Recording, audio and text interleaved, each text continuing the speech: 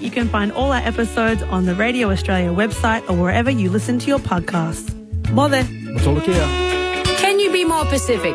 An ABC Sport production for ABC Radio Australia. This program has been funded by the Department of Foreign Affairs.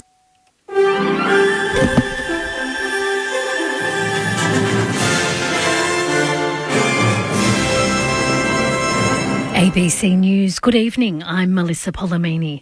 Firefighters are investigating the cause of a major blaze that sent smoke billowing over the CBD this afternoon.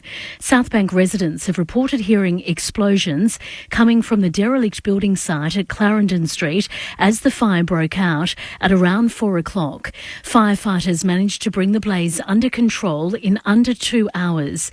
It's believed no one was inside the building at the time. Road closures remain in place and nearby residents are urged to stay indoors.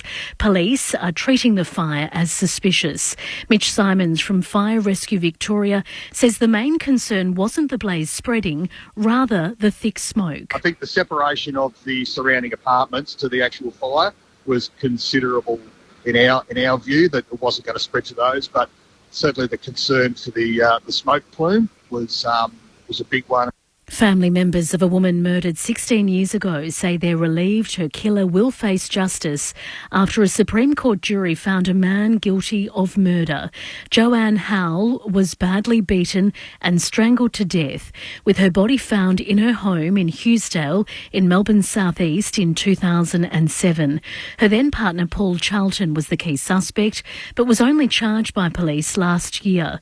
After a 3-week trial, the jury today found Charlton guilty of the murder. Ms. Howell's nephew, Nathan Harris, says the outcome doesn't provide closure, but at least gives the family answers. 12 random people have validated what we've believed for 16 years, so It's just a weight lifted off our shoulders, I think. The leaking of explicit photos of dozens of current and former AFL players has been described as grubby and nasty. Tom Maddox reports. The AFL and the E-Safety Commissioner are investigating how and why the images of 45 players were shared in a file online without their consent and then circulated on social media. Paul Marsh from the Players Union says it's a gross breach of privacy. It's just disgusting. I don't know what's wrong with people. He says some players believe the images are fake. Acting E-Safety Commissioner Toby Dagg says if the photos are AI created, he can still take action under his power. Where the material depicts or appears to depict a person, so deepfake material is caught by the Act. Most of the images have now been removed. The Immigration Minister, Andrew Giles, says the federal government will closely examine a court judgment which upheld the Commonwealth's right to use hotels as immigration detention facilities. The federal court has dismissed an application from a man who'd been in detention on Manus Island for 6 years before being brought to Australia for medical treatment and detained in 2 Melbourne hotels for more than a year. Despite finding the Commonwealth could use such facilities, Justice Bernard Murphy said the practice lacked ordinary human decency. Mr Giles says the federal government will take some time to look over the judgment. This government and myself as Minister have been focused on using immigration detention as a last resort, only where it's necessary. And many fewer people are in immigration detention now than in the past. I will be carefully considering this decision. Home Affairs Minister Claire O'Neill has labelled Donald Trump Jr. a sore loser and a big baby after disputing claims he experienced visa delays ahead of his visit to Australia. The federal government has rejected that there were any visa delays after event organisers blamed a late visa approval for postponing his speaking tour to Sydney, Brisbane and Melbourne. In a now deleted tweet, Claire O'Neill said Donald Trump Jr. is trying to blame the Australian government for his poor ticket sales and cancelled tour. A Pomeranian named Marbles has been taken from an unlocked car on Lygon Street in the inner Melbourne suburb of Brunswick East. The dog's owner, Christine McGregor, says her pet is her replacement child after her children left home and has made a desperate public plea for her return. Constable Taylor White is urging those responsible to give Marbles back. Do the right thing. You can return Marbles to the pound, police station, the vet. It can be done anonymously. Our main focus here is to return Marbles safely back to our owner. To the weather, there's a gale warning for the west and central coasts and a strong wind warning for Port Phillip, Western Port, the central Gippsland and East Gippsland coasts.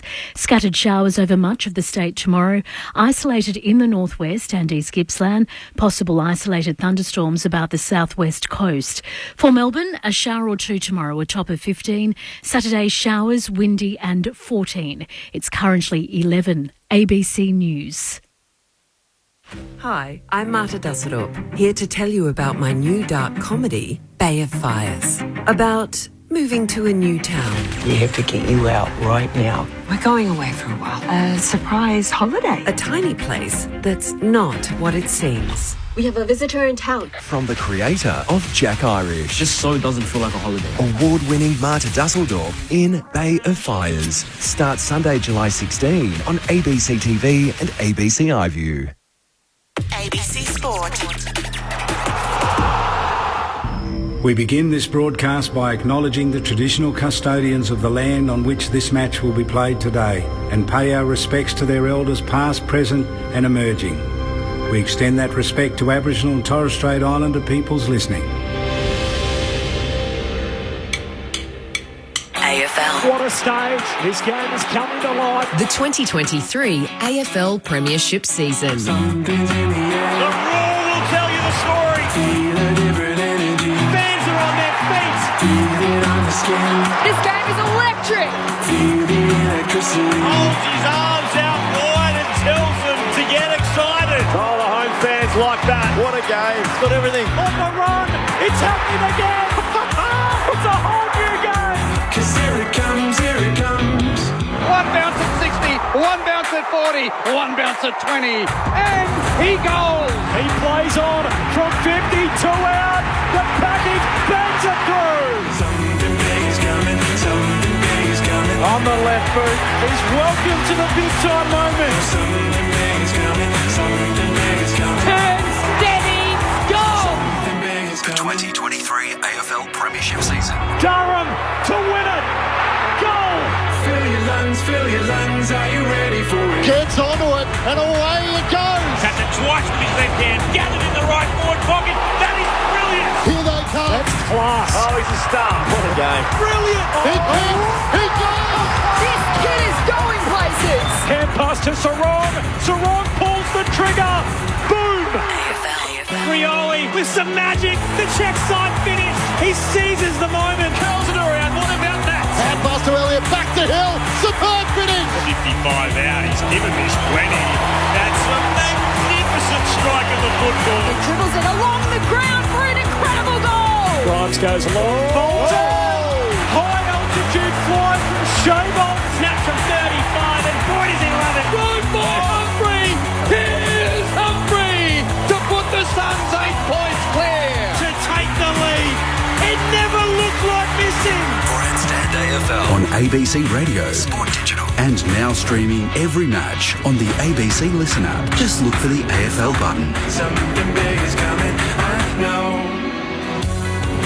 Thursday night footy from the MCG to kick off round 17 of the AFL as Richmond and Sydney are fighting to keep their slim finals hopes alive. Both sides are on 6 wins and given the logjam on the AFL ladder from 5th to 15th, only 6 points outside the top 8.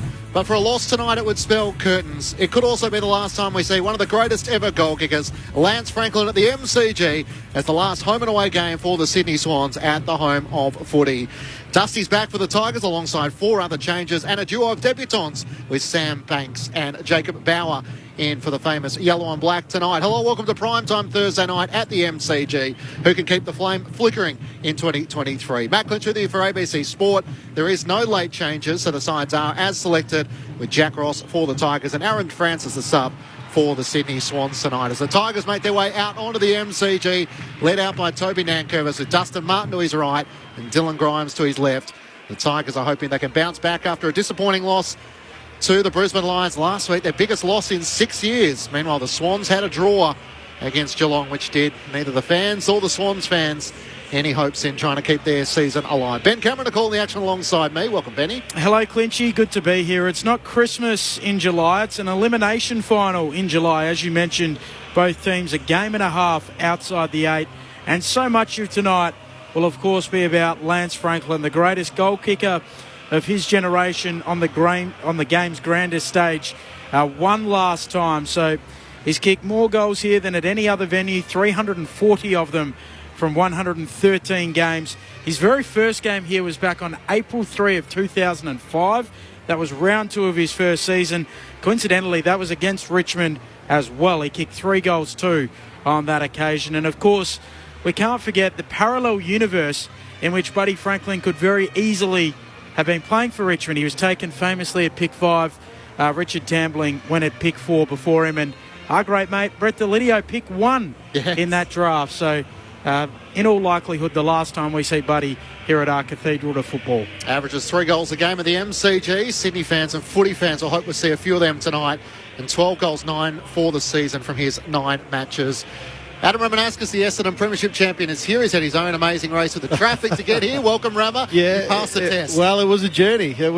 Off the plane, straight to home, dropped the bags in the car, and the mad dash to the MCG. A lot of traffic around, and there's a lot of people outside still, so it should be a decent crowd here, still being school holidays and kids wanting to come to a football. It is a cold night, there's no doubt about that. It is cold out there, so Jack Revolt's got the long sleeve jumper on for the Tigers, but it is a little mini elimination final. I know, both teams would get on a run even if they lost, but it just makes it hard. You're chasing the season, it takes a lot of effort, so it's going to be a fascinating game.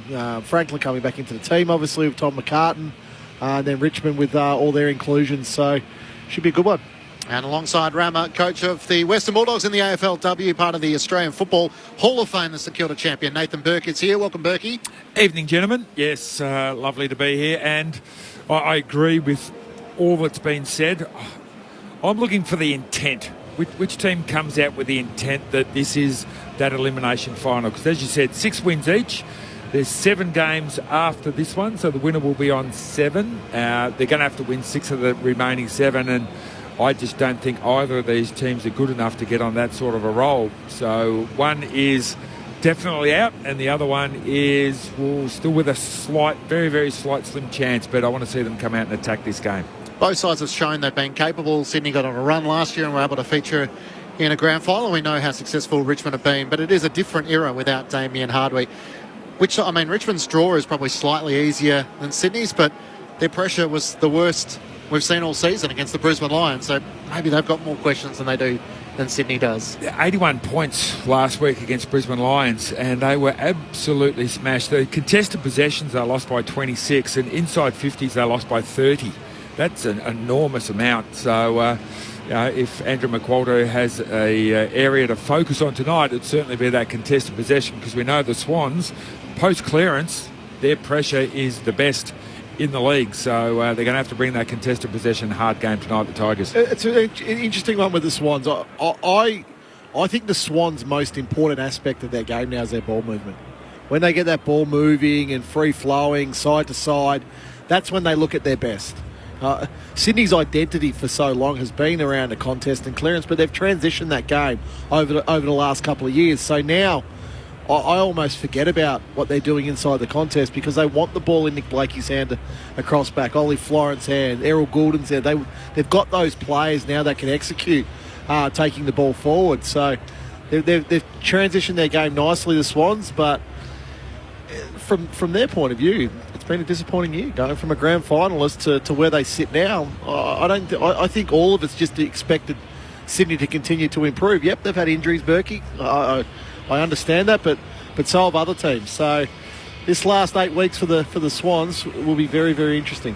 Sorry, mate. I was just going to say, they get Tom McCartan back in for the first game since round 8, having featured in a couple of VFL games. It feels like it's important for Sydney, but it's important for him with his brother Paddy, unfortunately, out for the rest of the season, to be able to get across that mental hurdle and be able to get back playing AFL footy. Feels like it's really significant for him. Yeah, absolutely, because he missed a couple of games. He tried to come back, just still didn't feel right. So smartly they took him back out again, and then he's played a couple and back in tonight. So that's great for the McCartan family, and fingers crossed he gets through unscathed. But just capping off the way that Sydney moved the ball. They kicked 6 goals last week, but they had 22 shots a goal. Yeah. And a lot of them were coming from the corridor. They missed them. Blakey had 21 uncontested possessions off that half-back line, so they're using those runners through there, and El Goulden on a wing is having some sort of a season. The numbers he's putting up on a wing are pretty phenomenal, and he's using the ball amazingly well. Would he be potentially the only Sydney player who'd feature in the All-Australian squad at the moment? It's incredible for a side that was in a grand final last year that when you go through their team lineup, they've got superstars in their forward 50 and in their midfield, but it hasn't clicked this year for whatever reason. Yeah, I think he's probably the one off the top of my head that I think would be in the squad. Blakey would have probably competition across half-back. Yeah, maybe. So that wing position's an interesting one in an All-Australian team because they usually just put a midfielder out there anyway, which drives me crazy because it's such a particular position that a player plays now, and the importance of it to a team structure is critical. So, he'd probably be the only one. And I don't think over the other side, he hasn't kicked enough goals to probably be in a small forward spot. And then over the other side, maybe Tim Taranto would be in the 40. He's got enough possessions to be. Yeah. I think he's got the second most possessions of anyone, but he's also got the equal most clangers, which has been the query. 77 clangers, and his disposals overall 469 behind only Dacos, Nick. Yeah. So I think Sydney would have been hoping that Chad Warner would have been the one that was right up there pushing for All-Australian status, but just hasn't quite come on the way that we sort of were thinking he might have at the end of last season. Was such a great season. Isaac Heaney hasn't been, he's been sort of inconsistent, and Mills and all these players that are normally very consistent, for some reason this year just haven't been able to find that consistency, and the side has followed suit. It's a night of celebration with Dustin Martin returning and Lance Franklin returning, a couple of the champions of the modern game. And for Lance Franklin, I mean, the numbers are impressive, but Rama, it's going to be the highlight reel that he leaves behind as an everlasting legacy. And I think everyone assumes that there'll be great forwards that'll come along, but I'm not sure we'll see anyone quickly fill the shoes of Lance Franklin. No, I don't think there's anybody going to fill his shoes. He's just been such a unique, brilliant player of our wonderful game. But the highlights here at the MCG there's just so many of them. My favourite that doesn't get shown enough is the one in the middle against Collingwood where he leaps over the top of the gets a handball from Stratton, leaps over the top of the Collingwood and Hawthorn player that the hurdle, and then kicks it from 70. The one that always gets shown, obviously, is the Cale Hooker when he's chasing him. Poor old Cale. But I thought that other goal is a better goal. Yeah. One that will live with me, I spoke about this today, is down in the right forward pocket at the city end of the ground. I think prelim final 2011 when he kicks the little dribbler on the outside of the boot. Unfortunately for Hawthorn and Buddy, Luke Ball, one of ours, was down the other end and snapped the winning goal for Collingwood that saw them through to the grand final. But, so many indelible moments from Buddy here at this ground.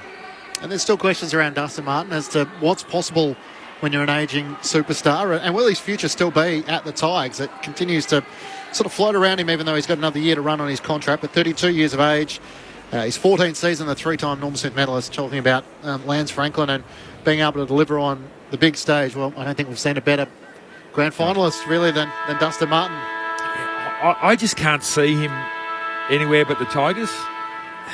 We saw Luke Hodge and these sort of players go to another club, but they went there for their leadership. And Dusty's not that sort of a bloke. We're probably thinking, hey, what sort of a season has he had? He's leading Richmond for score involvement. He gets involved in 26% of their scores.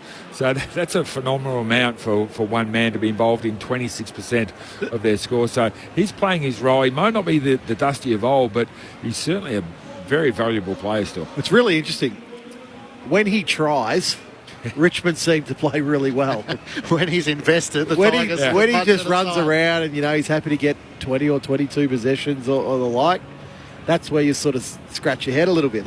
So Trent Cotchin's 300th game. He tried that night. Against the Saints in a wet. He was in the best three players on the night. Tonight should be a try night. Try night. Exactly. And the biggest coaching challenge is how do you try and get the best out of Dustin, who is his own character. We see two debutants for the Tigers for the first time since 2021.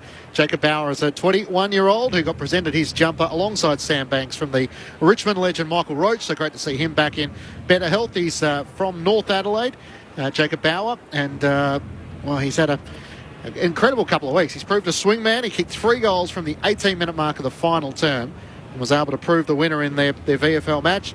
And Sam Banks, there's a beautiful photo of him with Jack Revolt. I assume it's an under-16s Tassie top he's wearing back in 2015. Which just shows that all of a sudden you can be playing alongside your heroes. Yeah. Good luck to the boys. MCG for your debut game. It's absolutely terrific. So good luck to both those boys, and it's nice not to see one of them as sub as well. Yes, Aaron Francis and Jack Ross the sub. Who are you tipping, Rammer? Swans. Berkey? Tigers bouncing back. Benny? Sydney and Buddy to kick at least 3. On Sydney as well. We're also keeping an eye out for the toss for the third test of the Ashes. It's an elimination final in July. Richmond taking on Sydney. It could be the last time we see Buddy Franklin at the MCG. Here's Ben Cameron. Hickey and Nankervis go at it. Onto it. Parker there for the Swans. An early free kick. Florent will take the advantage. No, he won't. The umpire wants it to come back. It'll go to Parker. Backward of the centre circles. Kicks to Mills. Gives it off to Rampy running by. Drives it long inside 50. Looking for a marker. Papley. And so too Rioli. That's Dan Rioli. And the ladder marks and then kicks it short to Graham. Tigers at right half back. Sydney in there. Old South Melbourne style jumper. The white with the red V. The kick goes to the wing. A turnover. And Melican is able to mark just forward of the logo. Southern stand side of the ground here at the MCG on this Thursday night. It's part of the Swans' heritage round, wearing the old famous red V, dating back to the 1930s.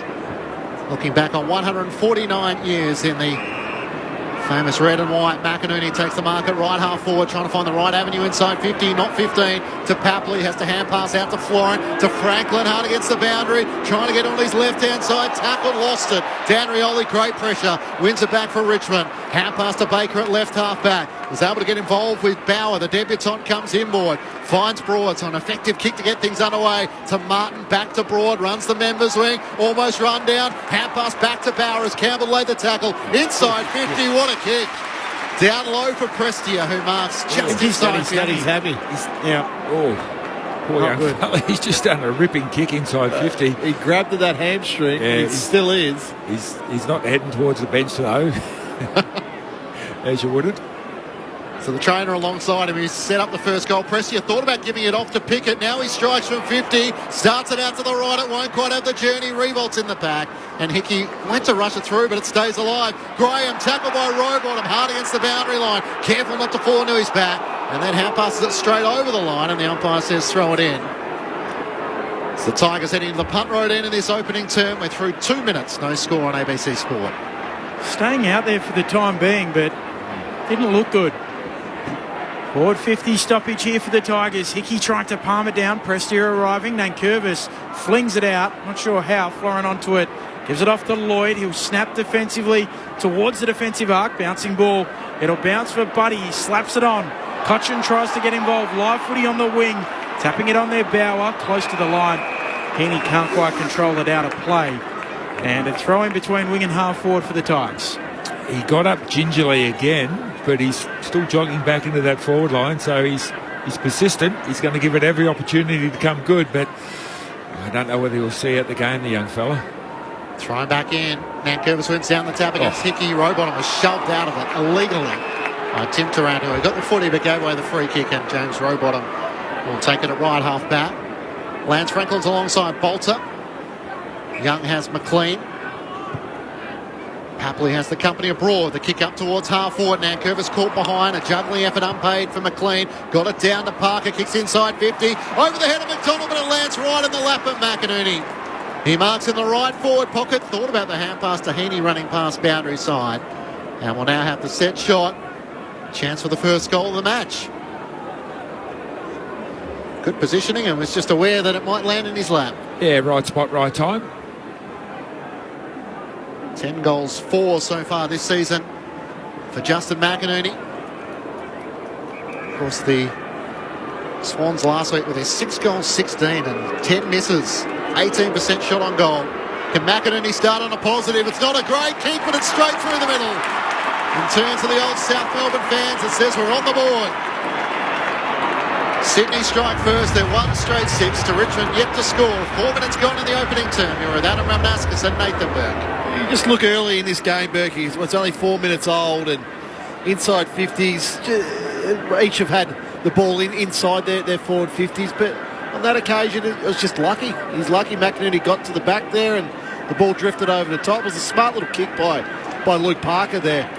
Franklin's looked good to start this game. He's been up the field, he's been moving, he's been physical in this game. So, nice start by the Swans. Just look at Nick Blakey, what he's doing. That contest, the stoppage, just sits off the back. I don't think Richmond want to allow him to have no opponent for the night. He needs to have someone with him. Needs to have someone at least taking him to places where he's not comfortable. Physio's caught up with Jack Bauer. They've got him off the ground and straight down into the rooms to check on that left hamstring. Poor kid, you could see it happening in real time, almost like, no, I think it'll be okay, and then eventually came off. There's a clearance here for the Tigers towards half forward. Unable to gather it initially. Cochin sockers it on cleverly. Not 15, says the umpire. Wrenched off it, Prestia, knocking it out there, Rampy for the Swans. Cunningham under pressure, gets it off to Goulden, away to Melican, back to Rampy, back to Cunningham, and a clearing kick out towards the wing. Out the back of the contest it goes, holding free kick. It'll go the way of the Tigers and Grimes will have it. Neutral territory on the wing. Comes infield to Rioli, who comes further infield to Noah Bolter. Richmond were giving the umpires Bronx cheers already. Only been going 3 minutes. Bolter drives it long through the hands of Rewalt. Out the back it goes. Goulden, a little fumble. McCartan's there. This is Tolman. It's tackled out. And a throw in the right forward pocket here for Richmond. Tom McCartan, the only of the McCartan brothers out there at the moment, back from his own concussion battle. A couple of weeks in the VFL. Sydney 1 straight 6. Richmond yet to score. Toss back in, Tigers in attack. Nankervis taps it down, looking for Taranto. Can't take it. Chance of Prestia, back to Nang. Swings it towards the goal mouth. Baker caught behind. That was surely in the back. And Lloyd will take the free kick 25 metres out from his defensive goal. Matt Lynch and Ben Cameron calling the action. Adam Ramanaskas and Nathan Burke behind us. And down on the boundary, Mitch Cleary. Welcome to you, Matside. Good evening, guys. The sub for Richmond, Jack Ross, currently warming up with Jacob Bauer, his left hamstring being assessed underneath down the rooms. Thanks, Mitch. McInerney found a way out through Campbell. Hand pass not deemed to be 15. And Parker's tackled, lost it. Rebound over the top of the footy. The umpire will ball it up 50 metres out from the Tigers' goal. Heading to the punt road end. It's the Swans 1 straight 6 to Richmond yet to score 7 minutes in. Luke Parker's been busy early. He loves this ground. 34 possessions last time he was here. Nankervis just spikes it towards the hot spot for Richmond. Let him up. No, the Swans. Goulden gets it away to Lloyd, who will drive it long towards the wing, going up McLean, can't mark. Swirled down in front, coming through Parker. Might have been taken without it. The umpire says no, spin it in. Marlon Pickett applying the physical pressure and a throw in between wing and half forward. Yeah, unlucky not to get a free kick there. 7 minutes played opening term.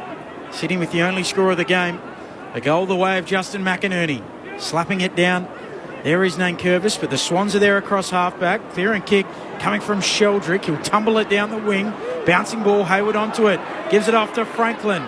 Back feeds a handball to Parker. Kicks around the wing. And forward of it, McInerney, the goal kicker, marks.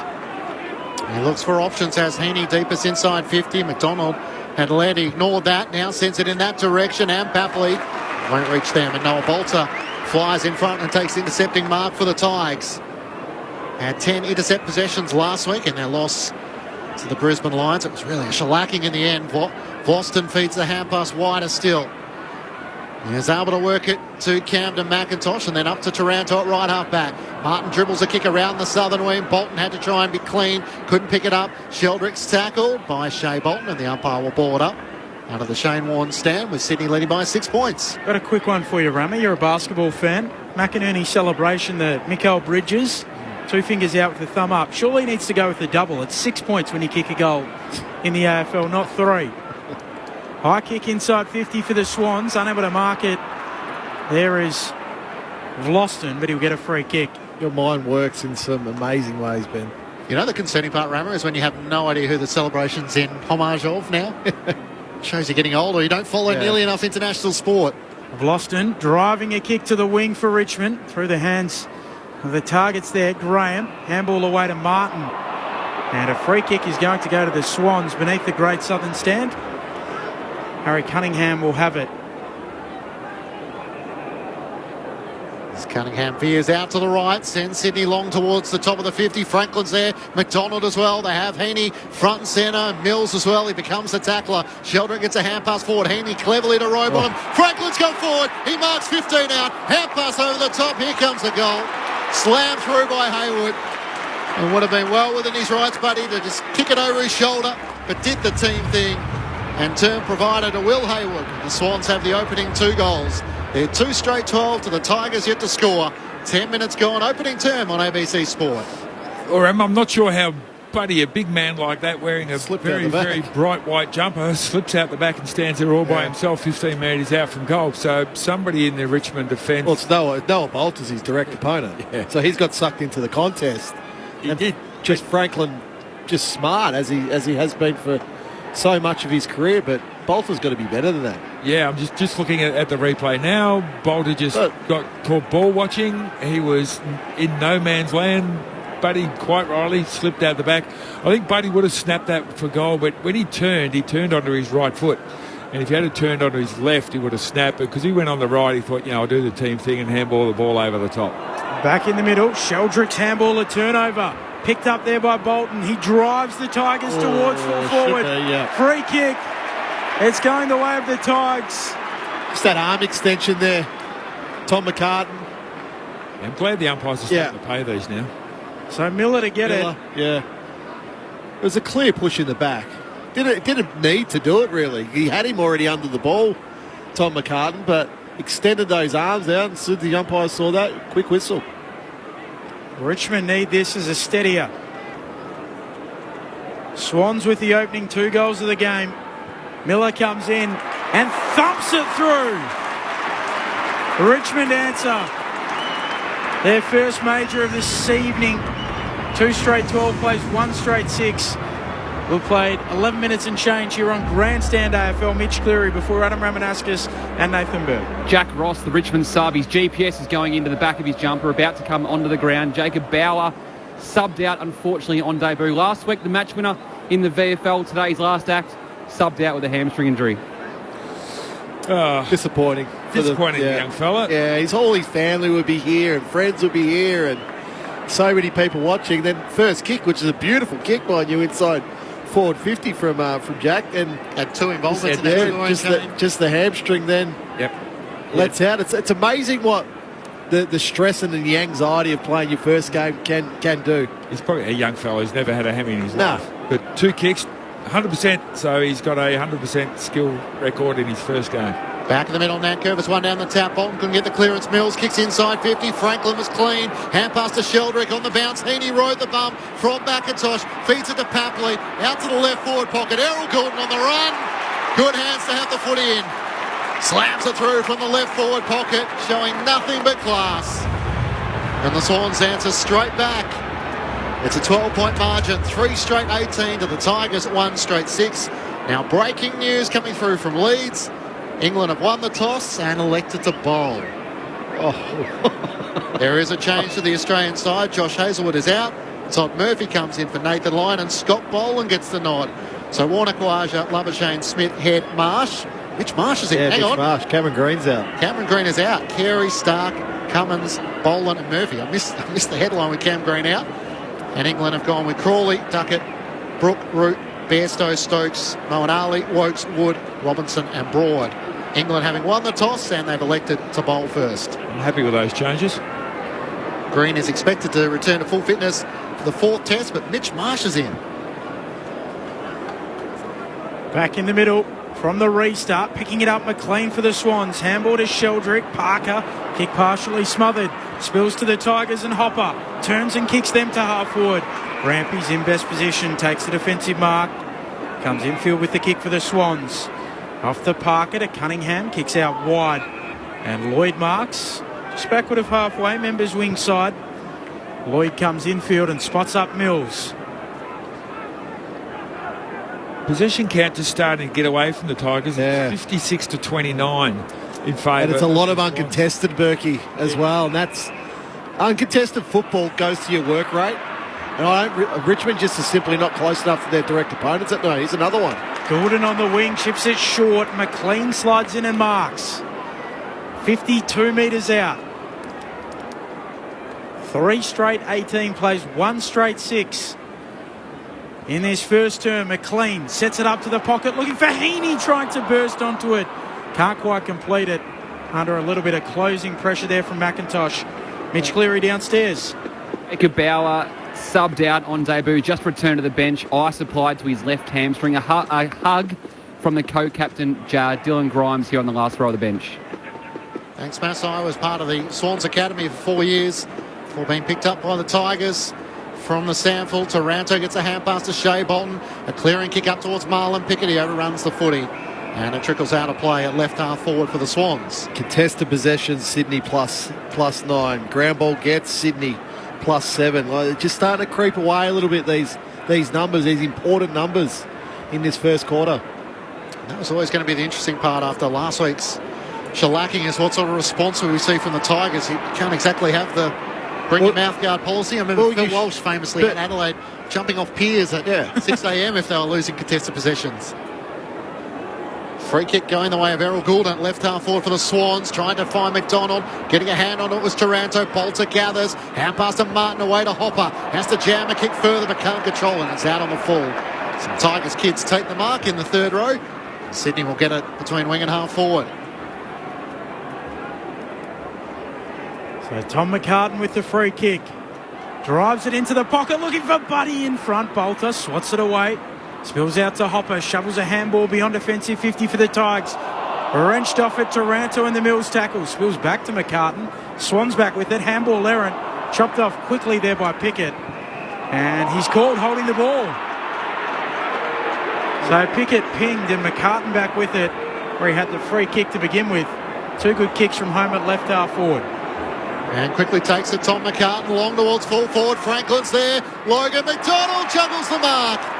And he's got it in the left forward pocket. Only about 25 metres out from goal. The 2 defenders were drawn to Franklin. And in the end, McDonald was just in front and able to hold it as Walston couldn't get a hand to it. Got to be better than that, Tigers. There was 3 Tigers to 2 Swans in that marking contest, and it was the one Swan. McDonald has been the shining light for the Swans. 6 goals, 2 in his last 2 games, including 1-1 last week. To extend Sydney's lead from the left forward pocket, it's offline. Gave him the wrap and he let me down right across the face to the right-hand side. And Sydney lead by 13 points with 3 of the first 4 goals of the match. 17 minutes gone opening term. It's fascinating who's going to be the next full forward. I was going to say next Buddy Franklin, but there's not going to be another Buddy Franklin for Sydney Swans. But who's going to be their next key man? Well, they're hoping it's Logan McDonald. There's no doubt. Rioli with the long kick out towards the southern stand, going in low, trying to win the football. There is Errol Goulden. Emerges to his feet and the ball up on the wing. 13 points, the early Sydney lead. McLean hooks it down, stolen though by Taranto. Snaps around the southern stand wing, off the hands of Pickett, out the back for Rioli, soccers it inside 50, Lloyd's there, Morris Rioli's there, runs around him, gathers, snaps, misses. Very nearly some magic from Morris. Just couldn't quite finish. 1-1-7 Richmond, Sydney 3-1-19, nearly 18 played opening term. He used great pace to get to the ball first, but I would have liked to have seen keep that pace up and run away from the chaser.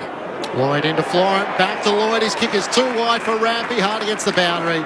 And across, and the free kick going the way of the Tigers. Debutant Sam Banks thought it was his, but it's going Camden McIntosh's way. We've just flicked on the radio. Jacob Bauer, one of the other debutants, is out. A hamstring injury in the first couple of minutes of the match, so Jack Ross is in. Long kick towards Marlon Pickett, who flies with Jack Revon in the pack. Can't take the mark. Lloyd with a hand pass to Goulden, switches to the left back pocket, it's wide of Florent, he gathers and keeps the ball in play, holding it out away from his body, kicks long up to the wing, Haywood's on a long lead, he marks it left half back under the Shane Warne stand, Sydney by 12 points. Haywood has been quiet in his last 7 games, only 4 goals, looks infield with the kick here, McLean, strong, marks, off by hand away to Parker, to Cunningham, to Mills. He'll look inside 50. Overshoots the target of Papley. Getting back off hands. Graham able to gather there for the Tigers. Kicks into the middle of the ground. Baker caught behind. Has to fist it away. Milliken then picks it up on the wing for the Swans. Handball to Mills. Handball away to Campbell. Campbell kicks laterally, and the mark taken there by Hayward, attacking edge of the square. Oh, Hickey's all by himself. Hayward can't see him quick enough. Now he'll set it up towards full forward, looking for a marker. McDonald and Hickey off the hands of Hickey. Down to Vlosten at fullback. Handball away to Graham, close to the line. It stays close to the line in the right forward pocket, and eventually will bounce out. And a throw in right forward pocket. Mitch Cleary downstairs. Swans youngster Angus Sheldrick has just gone down to the rooms, followed by Doc. One of the physios did, I think, say to John Longmire he will be okay, but a watch on Angus Sheldrick. James Massai playing his first game at the MCG, the Rising Star nominee. As it's thrown back in and the Swans are deep in attack. Young doing the ruck work against McLean. Spills down to Parker, trying to keep it in play against Hopper. Quick 1-2 with McLean. Works it back to Cunningham. Hard against the boundary. Somehow kept it in. No one's there. As Papley's taken out by Broad. And Vlosten played on. Papley lays the tackle. Holding the ball. A brain fade from Nick Vlosten. Yeah, he was definitely came off his line. Not going to say sort of Johnny Bairstow, but just took a step and then was tackled immediately. It's more than a step. He took a couple of steps and Papley was just onto him. And can't do that, but it's on Papley. It's more the other part. You look, when Vlosten took the mark, I'm looking up the field to see what movement Richmond are making to give him some options. Just no movement for that next kick. Kicked a career best 6 goals when these two sides met and gather round in round 5. Tom Papley for his first. Steers it straight over the goal umpire's hat. And the Tigers know what it's like to be papped. And at the MCG, they've kicked 4 of the first 5 goals of the match. Sydney lead by 18 points, 4-1-25 for the Tigers, 1-1-7. They're away now, Berkey. Like that possession count, 85-43. A contested possession +8. Inside 50s +6. So they're on tonight, the Swans. They look quick. They look hungry. They want the contest. Richmond, on the other hand, they look very slow. They're standing still. They're flat-footed. They're caught behind. Could be a long night for the Tigers. And most importantly, they've kicked 4 goals, 1 after 6-16 last week. Yes. What does it do for a young backline when it's one of senior players like Nick Vlosten who they rely on so much to set up their back 50? And they're just glad it wasn't them. Well, Noel Bolter's certainly in that bracket.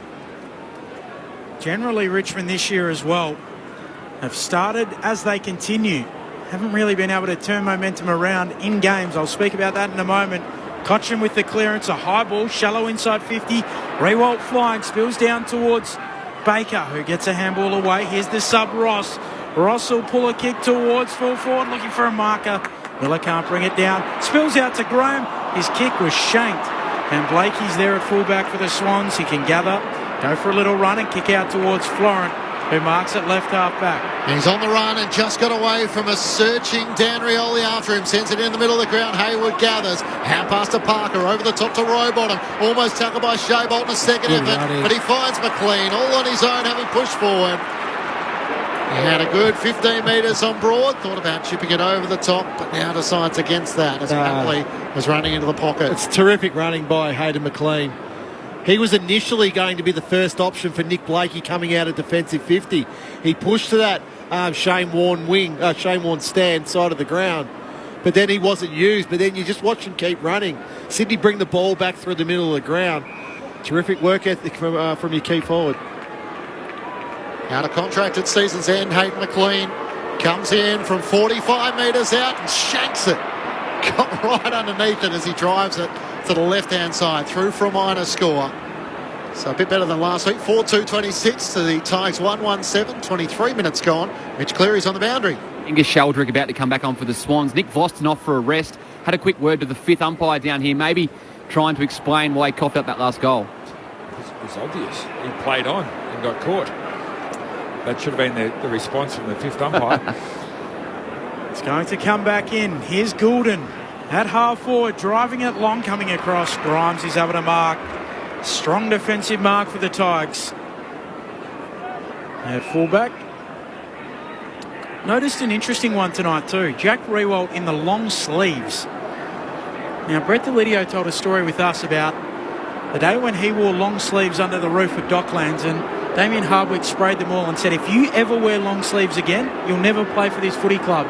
and he said it was the last long sleeve worn at Richmond. And I note now, Dimmer's gone, and Jack Rewald has brought the long sleeves back out. He's probably the oldest man out there, though. It gets a bit chilly late at night. Bolter with a long kick to the wing. It lands in the lap of Florent, who marks on the logo of the Great Southern Stand wing. Sydney by 19 points late in this first term. And if the inside 50 stay at 15-8, he's probably going to be a bit chilly because the ball's not going to come down very often. Nathan Burke with you on ABC Sport. Florent comes out wide. Campbell takes the mark. Members side up to McDonald. Takes the mark in front of Dan Riol. He stepped off his line. Thought about passing to Campbell. Instead went short. Intercepted by Baker. Kicked it straight into Logan McDonald, though. He now becomes the tackler, and there's no opportunity to break clear. It's a good tackle, locking the footy underneath Jack Ross, who's come on at the expense of Jacob Bauer. He's been subbed out on debut. Sydney leading by 19 points. England have won the toss in the third test and decided to bowl. Hickey slaps it down. Ross trying to pick it up for the Tigers on all fours. Shovels out a handball. It spills to Hickey for the Swans. Handball to Rowbottom. Handball back. Stolen by Taranto. To Dusty, who bursts away from them. The kick's errant, though, into the middle of the ground. It's picked up there for the Swans by Fox, who gives it off to Mills. He'll kick out in front of McLean. Broad getting back. Gets a hand to it. Knocks it down to Bolter. Handball too hot for Banks. Now it spills back to McLean. To Papley. Snapping. Franklin marks. This will be interesting. Deep in the left forward pocket, right alongside the left hand behind post. There's no way Noni will kick a right foot snap. Well, he's lining up for one. Is he? I don't think I've seen him kick a right foot goal. Oh, Buddy on the right. Bends it and misses. You still haven't, Rammer. No. Didn't look like he practiced. No. Swans by 20, 26 minutes into the opening term on Grandstand AFL. It's all kicked the banana. Yeah. It's all Sydney. 103 disposals to Richmond 56. Their kicking efficiency, the Tigers at 50%. Yeah. The marks 28-11. Sydney's way. The clearances are the only thing Richmond's winning, 10-8. And the inside 50s is 16-8. So they try and find an avenue out of defence. A long kick to right half back. There's no opportunity to break clear as the tackle's laid by Cunningham. These old Sydney jumpers are very bright, but it just looks like there's more of them out there than Richmond. Yep. Whenever there's a contest on the ground, there's definitely more Sydney players around working harder than what the Richmond players are. Channeling their South Melbourne history, the old Bloods culture, and the ball will be thrown up at left half forward with a number of players around this stoppage. Hickey and Nankervis continue their battle. Slap down in the advantage of Camden McIntosh. Out pass to Martin. Needs an avenue out of defence. Quick out pass away. Clearing kick towards the wing. Bouncing ball coming through. Baker, he knocks it on now. He surges onto the footy. Bumps Lloyd out of the way. Picks it up at half forward. Switching kick is a great kick to spot up Ross. Well played, Liam Baker. And Jack Ross, who started as the sub, he's come into the game because Jacob Bauer has injured his hamstring on debut in the opening couple of minutes. Ross will go back and kick for goal. Good play. Liam Baker, they needed that. They needed a bit of individual brilliance. That's what Liam Baker was able to provide them. Beat two Sydney players at that contest. Then composure. Hit the scoreboard last week. Richmond need him to again. And Jack Ross delivers. Richmond's second of the evening. He cuts it back to a 14-point margin. 4-3-27. Plays 2-1-13 with about a minute to play, and the opening stanza on Grandstand AFL.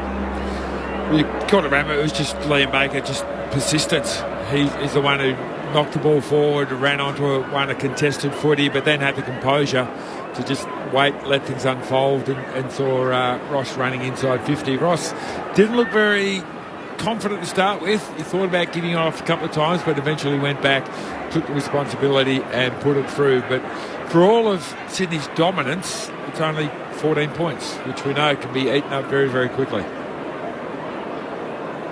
Nathan Burke, Adam Ramanauskas, Ben Cameron, Matt Clinch and Mitch Cleary with you for Thursday Night Footy from the MCG. Swans lead, cut back to 14. Tigers win down the tap through Nankervis, gets it to Taranto, hurries a kick towards half forward. Blakey hit it with speed in front of Graham. Quick hand pass to Florent, to Lloyd. Under pressure, Sheldrick broke through the tackle. Squeezed the kick straight down the middle. Franklin leads up, takes the mark, swings on his left. Nankervis a big bump. The kick out in front of McLean, and he takes the mark. As Franklin slow to get to his feet, but his kick was still effective. And Hayden McLean leaning out of the forward pocket takes the mark 45 metres out, slightly left of centre. But he's up to 6 possessions now and 3 score involvements, which is equal most on the ground. That's Sydney's 5th mark inside 50 for this quarter. 17 inside 50 for 5 marks. Just far too much space, Richmond defenders. Hayden McLean had a side up earlier in the quarter, sprayed it at the left. The 4th-year Swan comes in. Has he learned his lesson? It's across to the right and just misses. Might have clipped the post on the way through. A minor score. Sydney leading by 15 points. Half an hour gone, opening term, approaching quarter time here at the MCG. Well, I've spoken too early about the good accuracy for Sydney. Got 3 behinds in a row since then. So Bolter with the kick in, low ball out to the southern side of the ground, and that'll be it for the opening term. So 4 goals to 2, the way of the Swans. A little bit of afters as well here. Camden McIntosh, Braden Campbell. Is Tom Hickey getting angry? Yeah. Ian Baker getting involved. He was the AFLPA's MVP, or most courageous player last year, I should say. So the goal kickers for Sydney, McInerney, Hayward, Goulden and also Papley, while for Richmond, Miller and Ross. At quarter time it is the Sydney Swans leading by 15 points over Richmond. And if you're wondering about the cricket, the 3rd Ashes test from Leeds, Australia has made 3 changes, with Mitchell Marsh the surprise inclusion coming in for Cameron Green. Scott Boland comes in for Josh Hazlewood, and we knew that Nathan Lyon was out and Todd Murphy gets the chance to make his debut. So England having won the toss and elected to bowl first. Coverage available on ABC Sport Digital after the footy codes tonight and via the ABC Listen app. Just click on the cricket button.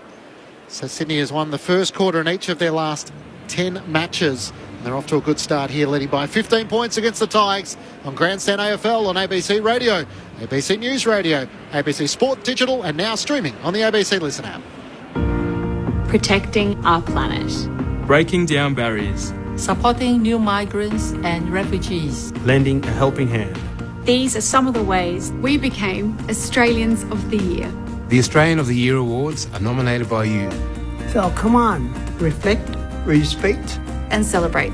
Australians who are making a real difference. Nominate them now at australianoftheyear.org.au. Grandstand AFL. Now streaming every match on the ABC Listen app. Look for the AFL button. McLean got it down to Parker, kicks inside 50, over the head of McDonald, but it lands right in the lap of McInerney. Can McInerney start on a positive? It's not a great kick, but it's straight through the middle. It turns to the old South Melbourne fans and says we're on the board. Jack Ross, the Richmond sub, his GPS is going into the back of his jumper, about to come onto the ground. Jacob Bauer subbed out, unfortunately, on debut. Last week, the match winner in the VFL, today's last act, subbed out with a hamstring injury. Contested possession, Sydney +9. Ground ball gets Sydney +7. Like, just starting to creep away a little bit, these numbers, these important numbers. Gloucester played on. Papley lays the tackle, holding the ball. A brain fade from Nick Glostone. Tom Papley for his first. Steers it straight over the goal umpire's hat.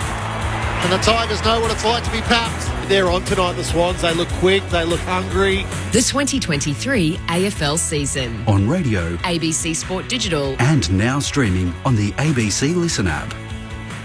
A dominant opening quarter for the Sydney Swans. They lead by 15 points at quarter time. 4-4-28 to the Tigers, 2-1-13. Macklich and Ben Cameron calling the action. Mitch Cleary down the boundary. The thoughts of Adam Romanascus and Nathan Burke.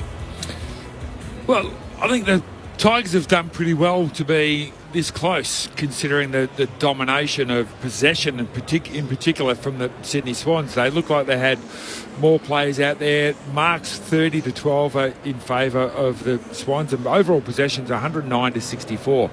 So the fact that they only scored what they did, 4 goals for from 109 possessions, going inside 50 17 times, it's probably not a bad effort by the Tigers, but the way that they were actually scoring those 4 goals for, they're pretty easy inside 50s, and if they allow them another 8 shots from 17 inside 50s, well, I think the Swans are going to pull away very, very quickly. So the Tigers up their contested ball game in this, probably the last third of that quarter, and just sort of got things a little bit back on even keel, but only had 9 tackles. When the other team has 109 possessions, you need more than 9 tackles to put pressure on them. So for me, it was a case of a very, very sleepy, slow start by the Tigers, and the Swans were really on their game, but potentially with 4 goals for in the end, failed to capitalise. That should really be 6 goals too, and this game should be well in control by the Swans, but at the moment it's still alive. Yeah, it feels like Sydney are probably 2 goals short in that quarter for the dominance that they had. Where I've been critical of the Tigers in that first quarter, I just think far too much space to their direct opponent, whether that was inside forward 50. I mentioned marks inside forward 55 in that quarter alone to the Sydney Swans, but 30 marks for the quarter for the Swans. So just the Tigers are probably lacking that intent. I think you're lacking the intent to, okay, that's my direct opponent for this moment. I've got to go with him. I've got to close the space so they don't take an easy mark. They don't control possession of the ball. Sydney, on the other hand, for the possession they had, as Berkey and I both mentioned, probably 2 more goals, but they've overkicked the ball a couple of times. It's went over their teammate's head. So it's probably that lack of care a little bit for the Swans is why the scoreboard would suggest what it is. Hayden McLean missed 2 goals in that quarter, both very kickable. Even the Buddy Franklin one from the pocket, we spoke about him kicking it on the right foot. That's still very kickable for most AFL players these days. So, look, Swans I thought dominated, but just didn't completely dominate on that scoreboard in the first quarter. Bit of play between Nick Vlostone and Simon Meredith when Nick Papley laid the tackle on Vlostone. He said, that's embarrassing to Simon Meredith, and he responded, not for me. That's great. That's a good that's call. 15 love for the umpires who have been in good form. They're not normally allowed to say anything. They went for a period there where they should. Absolutely. Oh, it used to be fantastic when you turn around the umpire, you give them a bit of a spray, and they'd say, "Shut up, Berkey. You're only saying that because you haven't had a kick. Go get a kick." Yeah. You wouldn't have been one to give the umpires a spray though, Berkey? Never. No. Constructive all you do feedback. now in commentary. I'm making up for it. So for Tigers fans, unfortunately, Jacob Bauer on debut alongside Sam Banks has been subbed out. Jack Ross is into the action, and Aaron Francis is the sub for the Swans. Sydney leading by 15 points, although the Tigers finished with the last goal of the quarter. And into the second term we go. Now Curvis wins down the tap against Hickey. It spills out to Shea Bolton. Links up with Taranto. Retreats back by hand to Dan Rioli. Looks up towards the left half forward. Not a great kick. Lands right in front of Lloyd. He gathers. Quick hand pass to Parker. Away to Florin. A bump advantage is paid. Hickey gets the hand pass away to Errol Goulden around the southern side. Links up with McInerney at right half forward. Inside 50. It's over the head of McDonald. Yeah. Bolton takes the mark. There's a bit off the ball. It's Jake Lloyd. Nankervis has bumped Lloyd high, and Lloyd is still down. So not good for the Richmond captain as Richmond try and work it out of their D50. McIntosh suckers it out. Taranto gathers cleanly. Handball to Prestia. Handball to Cochin. Handball to Nankervis. Sidesteps a couple. Handball back to Cochin. Cochin through the middle of the ground. He'll kick forward of it towards the attacking edge of the square, and the mark's taken by Ross. It kicks out towards half forward, and Morris Rioli marks, plays on, snaps really short, bouncing ball. Richmond have all the numbers. Pickett's there, a spin and a goal. A pirouette, not dissimilar to what we saw from him on debut. This time in the goal square, and it finishes with a major. It's back to 9 points, 4-4-28 plays 3-1-19. But right now, a lot of concern here for Jake Lloyd, who is still on his haunches and looks rather unwell. It was a big bump. He's on his knee, but the trainer is calling for the stretcher. So he's not laying down, he's on one knee. But the stretcher's been called and the cart's coming out. Oh, Mitch Cleary on the boundary. The Docs down here on the Swans bench just finding the exact vision. Incredibly now with the technology, they've got a choice of 8 different camera options down here so they can precisely find the exact moment Aaron Francis, the sub, about to take his top off and come into the game. So Nankervis charging with his left shoulder. He's made contact to the head. It's a little holiday. Jake Lloyd, who is reluctant. See, I always thought the protocol is once the mobile stretcher comes out, you have to get on it. It was a rule, absolutely. But he has said to the doctor and trainer, I want to walk off the ground. It's a lot quicker. He will do the concussion test, and unfortunately his night will be done. So what do you see, Berkey? It's careless, it's severe impact because he's going to be concussed, and it's high contact, which is 3+ to the tribunal straight away. Yep. Got it in one. That little powwow you had before the game worked beautifully. You have to explain it now to the rest of the team. Nankervis, he was the one that started a little kerfuffle. Lloyd's jogging off here just before quarter time, sort of throwing his weight around and sort of try to throw his weight around there. So whether he's trying to just say, hey, come on, Tigers, we need to be bit more physical. Season's on the line here, and just completely got it wrong at that point. So the weird part was the ball was sort of not too far from the proximity with Morris Rioli Jr., but they don't stop play unless the stretcher is called for. Richmond kick a goal when Aaron Francis is sitting at the back of the box. He might be into the action in a moment's time. Bounce flares out to the right-hand side. A shepherding going Richmond's way. Toby Nankervis will get the free kick. Tries to send Richmond deep into attack. Martin and Revolt are there. Spills down the way of Florent. Hand pass under pressure. Back to Tom McCartan. Links up with Mills. His kick is out wide to right half back. He missed Campbell. Broad gathers. Hand pass straight to McDonald. Sydney take it back. Mills with a hand pass to Rowbottom. From left half back up towards Franklin. Noel Bolter slides in front. A free kick for a hole going Franklin's way. Against Tyler Young, neither of them were really in the marking contest, but Franklin ends up with the footy. I love that. David Warner, first ball, Stuart Broad, 4 runs. Buddy on his left towards Heaney, going upstairs. He can't quite drag it down. Shovels out a handball and straight to the boundary it goes. Mitch Cleary. As Berkey pointed out, Jake Lloyd actually did jog off the final 80 metres from the ground. He has been taken downstairs for the concussion test. Quite alert here, chatting to teammates on the bench, but he's down underneath doing that compulsory test. Umpire spins it in, and Curvis works his way to the front, spills down to Mills, will snap it back to full forward, looking for Franklin. Fisted away from him. Cochin can't quite pick it up. McIntosh coming through. He's tackled by Buddy. So, it's only my opinion. Aaron Francis should be able to be allowed on the ground now. If it's 20 minutes that Jake Lloyd is unavailable, having the concussion test and the like, Aaron Francis plays. Otherwise, they're thrown on the bench. Yeah. Yep, you make a good case. Nankervis wins down the tap off the hands. Yeah, and if Jake Lloyd's fine, hopefully he is, Aaron Francis comes back to be the sub. Throwing in the left forward pocket for the Swans at the punt road end. McLean wins it down to Mills. Hand pass looking for Rowbottom. Cannon into Taranto. Linked up with Parker. Quick hand pass to Campbell. Swings onto that left boot. Inside 50. Vorstone spoils it down. Broad onto it. Heaney onto him. Got a hand pass away. It's rushed through by Grimes. Through for a minor score. Sydney leading by 10 points. 5 minutes gone second quarter. Around the grounds at Leeds. How green is that pitch, Rammer, with England putting the toss and bowling? Yeah, green, but it's the cracks in the pitch already there that I wonder what's going to happen later. Yes. In a few days' time. Grimes in the back pocket. Moves it on short. Mark taken by Dan Rioli. Equals second in the best and fairest last year. Dan Rioli for the Tigers. Chips it short to Vlosten, who moves it on to Prestia. Still at left half back here, Richmond. Trailed by 10 points. Prestia runs around, drives a low ball around the Great Southern Stand wing, reaching up, trying to mark it. There is Ross. He can only bring it to ground. Getting involved.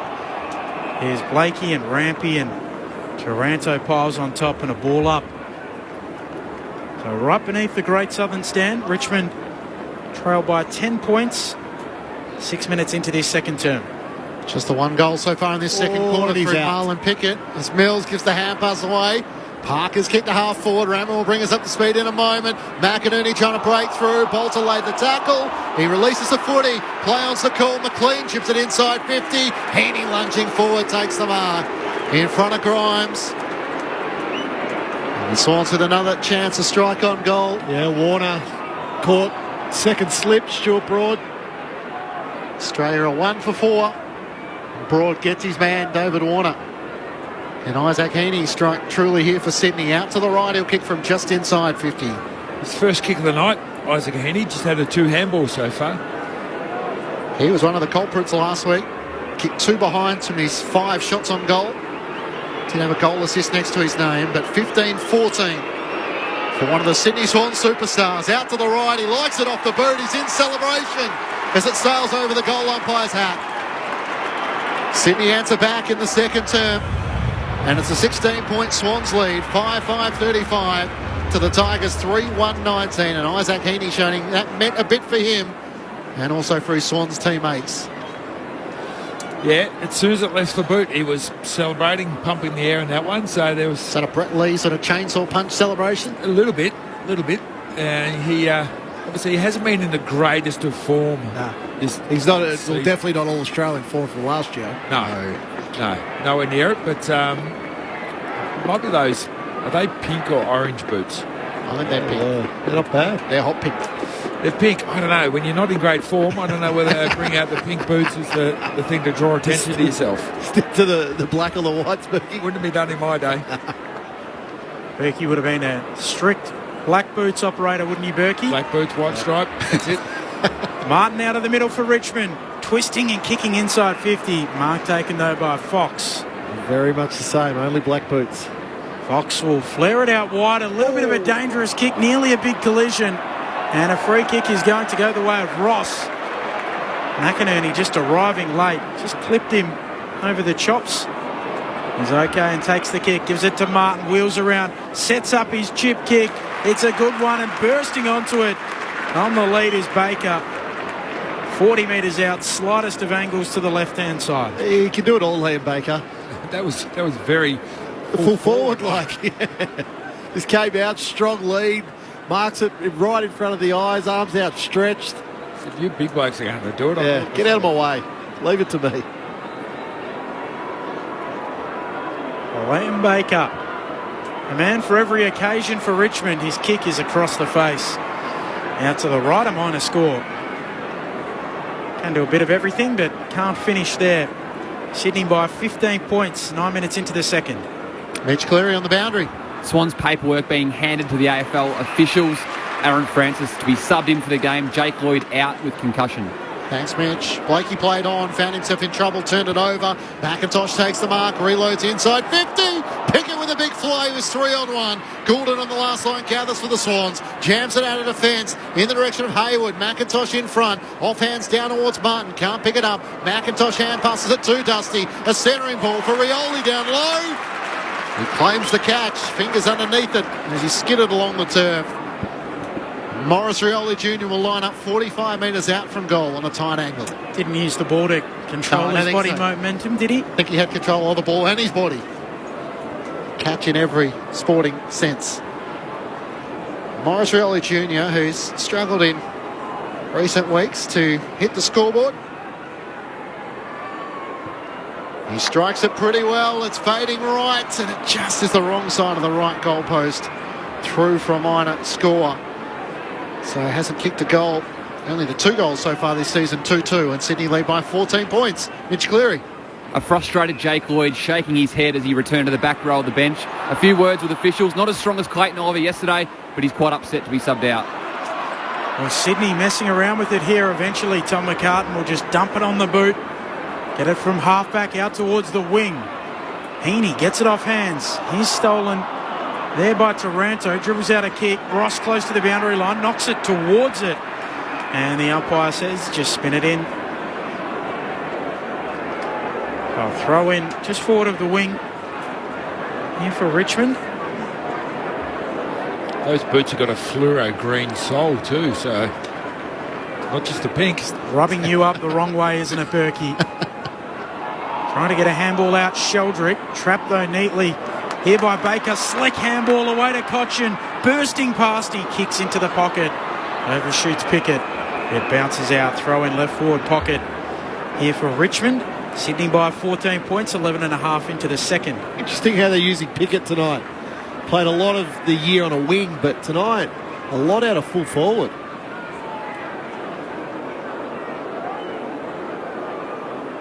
Thrown back in. Miller wins down the tap.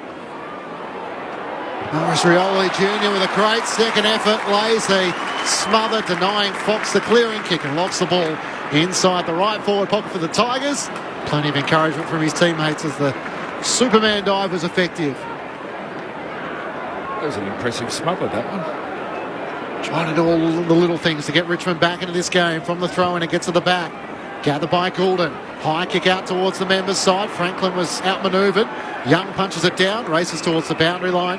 McIntosh and Hayward after it, and it goes out of play in front of the members on the broadcast side, the interchange side of the MCG. The Tigers 3-3-21, trailing Sydney 5-5-35. A goal apiece so far in this second quarter through 12 and a half minutes. Parker with the clearance from the tap down towards half-forward, off the hands though. It comes to Dan Rioli for Richmond. Handball away to Banks, under pressure, gets it away to Vlosten. Now back to Rioli, trying to bounce a handball back to Banks. Banks picks it up, goes back to Rioli. Sydney swarming, Papley tackling. Goulden picks it up. Lance. He'll kick towards Lance. Franklin's out the back. Franklin marks, wheels in and tumbles it through. One last time at the G with feeling for Buddy. And he's got a goal to go away with. 6-5-41 the Swans. Richmond 3-3-21. 13 minutes and change into the second term. That's the pressure, Berkey, around half forward there by Sydney. It looked on two occasions Richmond were going to be out. But it was three Sydney players just applying pressure and getting making the ball spill. Ball gets into Errol Goulden's hands, and he generally hits a target when it's in his hands. But it's all started with the pressure. I think it was Rioli. There was no need to handball the way that underground. Yeah. Twice you just handball, no need for it. Just get it out of your defensive area and then reset after that. But he did give the Richmond Cheer Squad members a couple of nice words on the way through. I think he just said goodbye. I think they said something similar. Swan send it inside 50 once more. McDonald, beautiful clean pick up. Hand pass to McInerney. Around the body, another one. And Sydney are moving it from the middle of the ground inside the forward 50 at ease. And Justin McInerney puts through his second goal. I'll have to come to you, Ben, for the goal celebration once more as Sydney push it out to a 26-point advantage. The biggest lead of the match so far with two in quick succession. 7-5-47 to the Tigers, 3-3-21. It's such a simple game, football, sometimes. So you look at Logan McDonald there. He comes out of full forward there. The ball's along the ground. He takes the ball, gives the handball to the player in his eyes. We see so often, rather than giving the handball, they keep running and they want to create something. Like just footballs, keep it simple. Do the basics really well and you score. First give. Swans have kicked the last three. Poor effort by Noah Boulder again. Oh, the umpire goes down in the middle. Umpire Power. He's back up to his feet now. Rowbottom's handball stolen there by Cochin. He's gang tackled. And it's held in. No, holding the ball. Cochin pinged. Umpire Justin Power. Very, very good underage cricketer. Played for WA in the underage groups, and very good footballer as well as Mills. Flares it out towards the Great Southern Stand wing. Florent marks for the Swans out there. Gives it off to Francis, the sub, inside 50. Kicker turnover mark taken by Vlosten. Left back pocket. Sydney leading by 26 points, quarter hour mark of the second term. Looking for an avenue out of defence, goes short to Banks. Researching the umpires as well now, or just near that one? Played junior cricket with him. He was much better than me. There we go. Young kicks it up to the wing. Revolt can't take the mark, tries to get it forward, shoveling a hand pass forward. Pickett trying to link up with Cochin, sliding in Cunningham. Rampy gathers his tackle, somehow got it over his shoulder, trying to knock it forward Sydney's way. Mills put his head over the footy, but the Tigers through Prestia. Hand pass missed Taranto. Florent ran the gauntlet, got through. Hand pass to Sheldrick. He's tackled by Banks. Ball spills clear. Prestia tries to knock it onto Taranto. He's stripped of it. Florent gathers through the gauntlet, got it to McInerney over the umpire. Finds Heaney, edge of the centre square. Has Franklin, hand passes to him, straight to Boston, charges into him, gets a hand pass forward, Papley sliding in, can't pick it up, Broad for the Tigers can, it's a tough battle at the moment, Ross is away to Boston. Boston's handball, able to get it away to a teammate, Aaron Hopper, will move it on to Graham, he'll kick towards the members' wing, onto it, Morris Rioli, who gives it off to Bolton, has Rewald in the pocket, kicks a shocker. Shocking kick. It lands on the lap of Francis, the defender there for the Swans, who switches it to McInerney, sliding into mark. That would be so frustrating as a key forward. The two options. Rewalt was the easiest option. No need to bounce the ball. Just kick it. So Jack Rewalt was all on his own. All on Shea his Bolton own. went for the bounce of the foot. He looked down, missed Jack. By the time he went to kick it, he missed it by 5 metres and turned it over. And Sydney having it right half back. Errol Goulden with the footy in his hands, with the Swans leading by 26 points, and just the challenge for the Tigers with transition. The kick is over the head of Mills, coming the other direction. Graham for Richmond. Hand pass to Shea Bolton, to Taranto. Gets it forward to Prestia, to Hopper off the outside of the boot. Heard the voice of Ross, it wasn't 15. He swings back onto his right from 50. Vacant goal mouth. It bounces and bounces through. Getting a favourable bounce. Jack Ross is able to put through his second sub into the action after Jacob Bauer was subbed out in the opening quarter. And he's on the board, keeping Richmond in this contest. Margin pulled back to 20 points. Sydney with 3 goals to 2 in this second quarter. For the Swans, 7-5-47. The Tigers trying to hang around. 4-3-27. 18 minutes gone, second term on ABC Sport.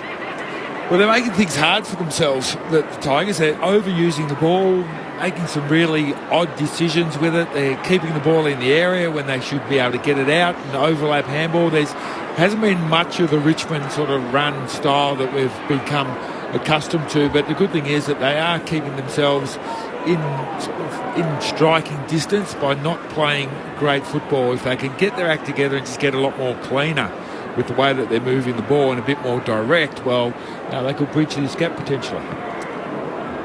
Bounce back in the middle. Picky opposed to Nankervis. Neither with the decisive tap. Going after it, Mills. Right there with him, Prestia. Prestia worries him out of it, then picks it up. He's tackled quickly by Goulden. Goulden comes away with the footy. His handball stolen by Bolton. Back to Nankervis. Dumps it on the boot. Kick to half forward there for Richmond. And Campbell tracks it back. Takes the mark for the Swans at left half back. Campbell just bites off a neat little kick for Sheldrick. Alongside the logo on the members' side. Handball to Campbell cruising by on that long left leg. Long kick inside 50, looking for McDonald. Roving Papley, beautifully, textbook, front and square, and the finish is missing. So nearly from Tommy Terrific, not to be. Did he have a player running past to give that ball to? No doubt. I think he may have. Who did he burn? No. Goulden, I think it was. Yeah, maybe, yeah. Blossom brings the ties back into play, long towards Miller, can't take the mark.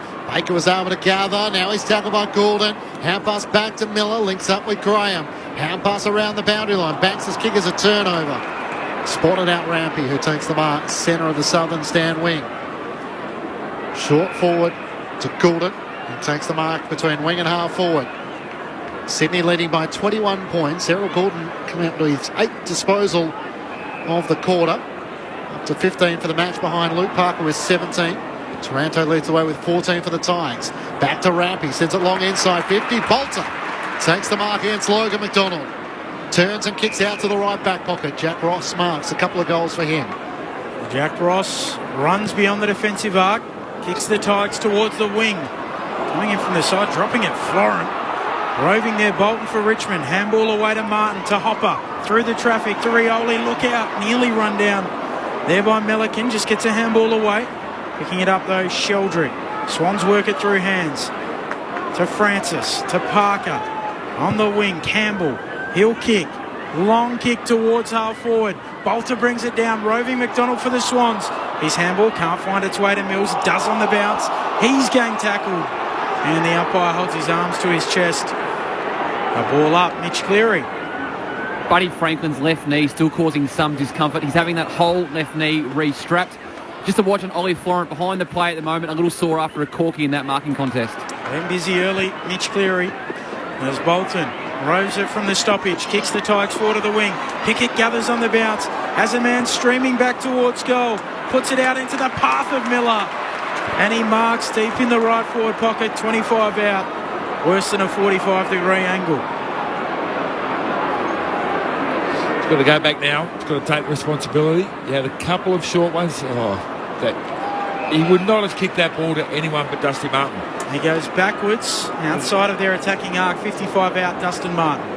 Miller could have made the distance easily. He's a really good shot for goal, but because Dusty called for it, he thought, I better give it to him. He knows he doesn't have the journey, so he puts it towards Miller. Punched down by Blakey. Goulden's keen to rush it through off the hands of Florent. Goes through for a minor score. Sydney by 20 points. England won the toss and elected to bowl first. Australia 1 for 20. David Warner out for 4. Caught by Crawley at second slip from the bowling abroad. Khawaja on 5. Labuschagne on 6. Australia 1 for 20. Goulden, a short kick towards McInerney. Has a couple of goals. Then gives it off by hand here to Cunningham, who gives it away to Goulden. Kick to the wing. Parker sidestepping a couple. Back feed to handball to Goulden. Goulden will kick into the middle of the ground. A dangerous kick and a turnover. Martin marks in the middle for Richmond. He'll chip it short. It doesn't quite find its target there in Rioli. This is Dan Rioli. Handball away to Camden McIntosh. Back to Martin. Tries to link up across the members wing. The hand pass to Young. His kick is just over the head of a reaching Baker. Kept alive by Shea Bolton. One way, then the other. Gathers. Hand pass to Cochin. Jams it on the boot. And through it goes. That sums up Richmond's night in so many ways. Unable to get any fluency and just jammed it forward, and eventually Trent Cochin, the former captain, was able to get it through the major opening, and the Tigers have their 5th goal. They're 5-4-34. They're just hanging in at the moment. Sydney 7-6-48. 23 minutes gone, second quarter. The Swans lead cut back to 14 points. Look, it's not pretty by the Tigers by any stretch, but they are just hanging in. And Bolton there wanted to snap the ball, but last moment saw out of the corner of his eyes Trent Cochin there, and kicks a goal. But it wasn't pretty going inside forward 50. That target should have been hit for with Leon Baker leading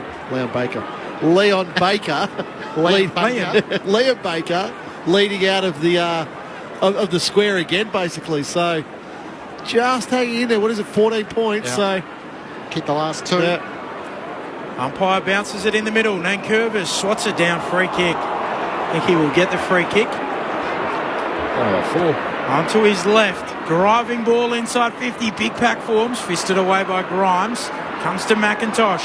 He's dragged down in a tackle. Handball away. Loose footy inside 50 for the Swans. McLean takes it. Stolen by Grimes. And McLean drives him into the ground with a tackle. A ball up. 35 out from the attacking goal. Here for Sydney. They lead by 14 points. Nankervis and McLean. Nankervis one down the tap. Charging through Fox. Hard against the boundary. Screws it back. Looking for Sheldrick. Punched down by Grimes. He's at the top of the defensive goal square. Heaney lays the tackle. Sheldrick as well. Bolter keeps it alive. Charges forward and bangs it as far as he can. Morris Rioli Jr. and Blakey. Surely Rioli with eyes. Not for the footy. No whistle. Miller taps it down to Morris. He keeps it alive. Parker tries to tap it away. Graham gets there for Richmond. Hand pass to Shea Bolton. Through the MCG. Jams it on his boot up towards Martin. Lucks a fortune as he found him. Out to the right. Martin wants 50 as the footy was knocked out of his hands by Rampy. Instead he gets the hand pass away to Dan Rioli. Into the pocket for Jack Rebold. Up with one arm. Can't take the mark. Melican right there with him. And out of play for a boundary throw in the right forward pocket for the Tigers. Mitch Blakey got a huge corky in that contest. Morris Rioli Jr. Terrific play to affect the spoil and to give a corky to one of Sydney's best players. Umpire brings it in. Hickey hooking it down. There's a free kick holding. And it's going to Nankervis. Two very, very sus ruck infringements. One in the centre of the ground. Didn't quite hurt anyone, but that one, 20 metres out, slight angle, that's going to hurt. Toby Nankervis has already had a big night. A bump on Jake Lloyd that will surely land him in hot water.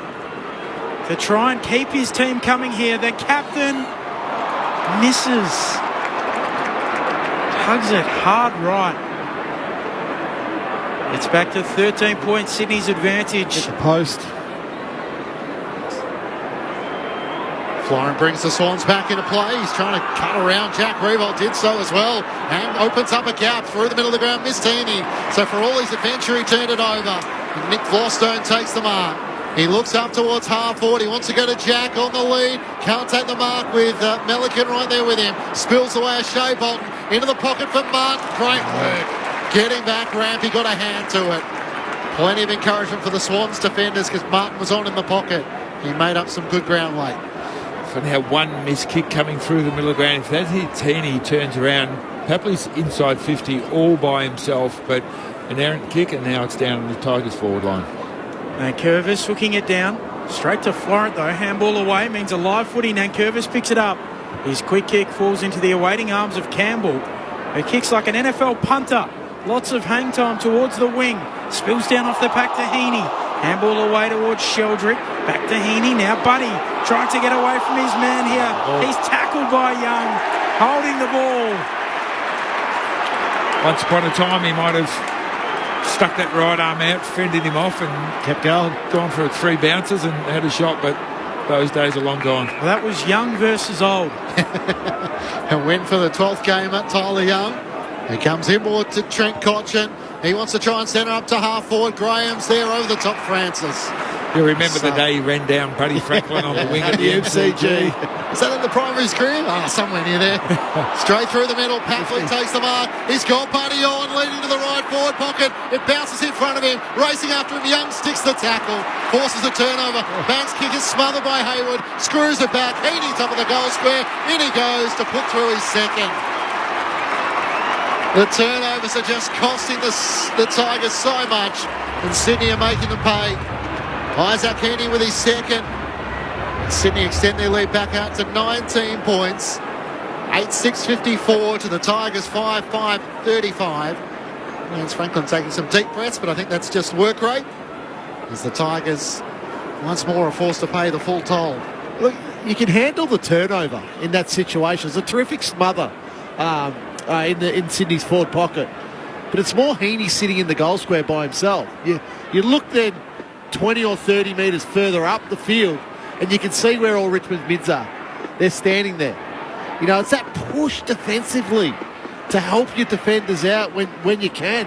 Like, Heaney shouldn't be in the goal square by himself. And Curvis wins the tap. Umpire Power's gone to ground again. Spills to Sydney though. They come away with it. Parker off to McLean to Rowbottom in the Buddy direction with a long kick. Off his hands, it comes out towards Hayward. Hayward loses it in the tackle, and Bolter will clear. But he's kicked it out of bounds on the full. And again there, I'm watching Errol Goulden just push himself really hard forward. Jack Rossi's direct opponent, 15-20 metres behind. The umpire's paid downfield against Buddy. He bumped him as he kicked it. That's what made the ball go out on the full. So I'm not sure how it could be downfield. So Bolton with it here for the Tigers. His kick partially smothered. Ricochets away to the wing. Hopper gets it on the bounce. Gives it to Ross. Neat little kick to Martin, who gives off the handball to Taranto. He'll kick towards full forward. And well worked Miller.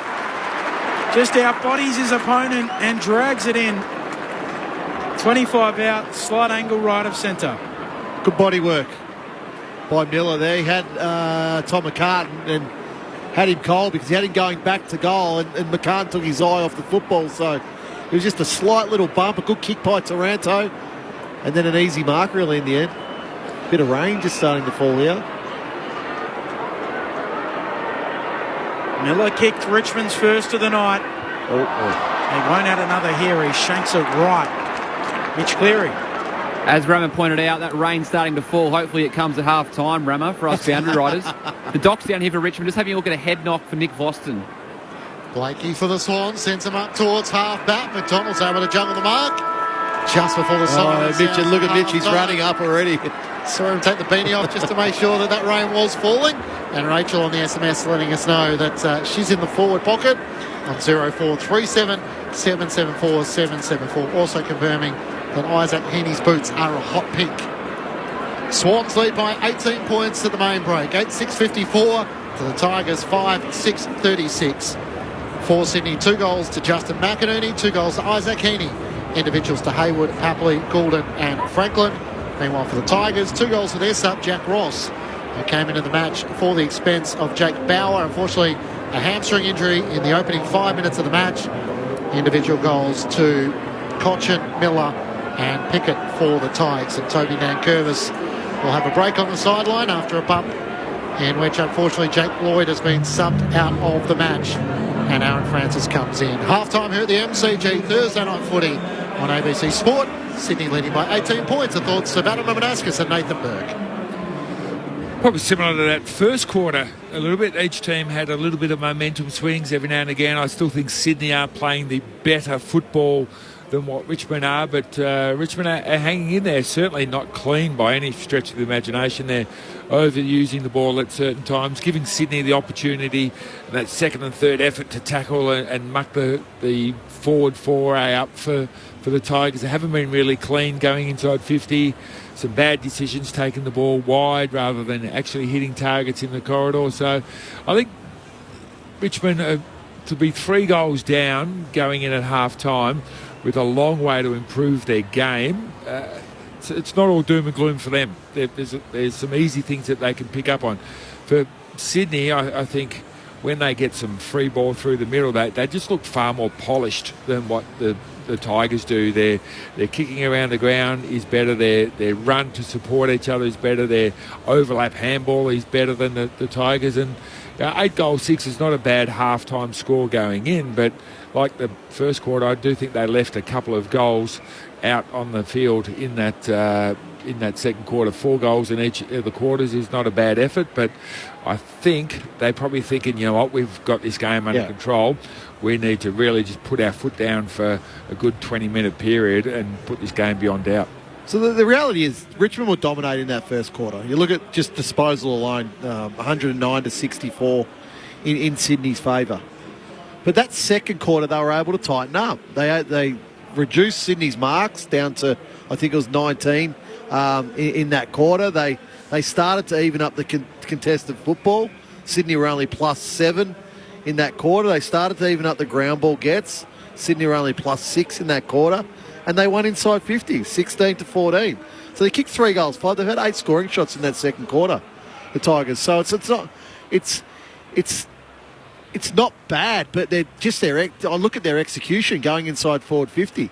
It's not dissimilar to what Sydney did in that first quarter, kicking overheads, missing targets, not taking the opportunity in front of goals. So there's a bit to work with, I think, with the Tigers.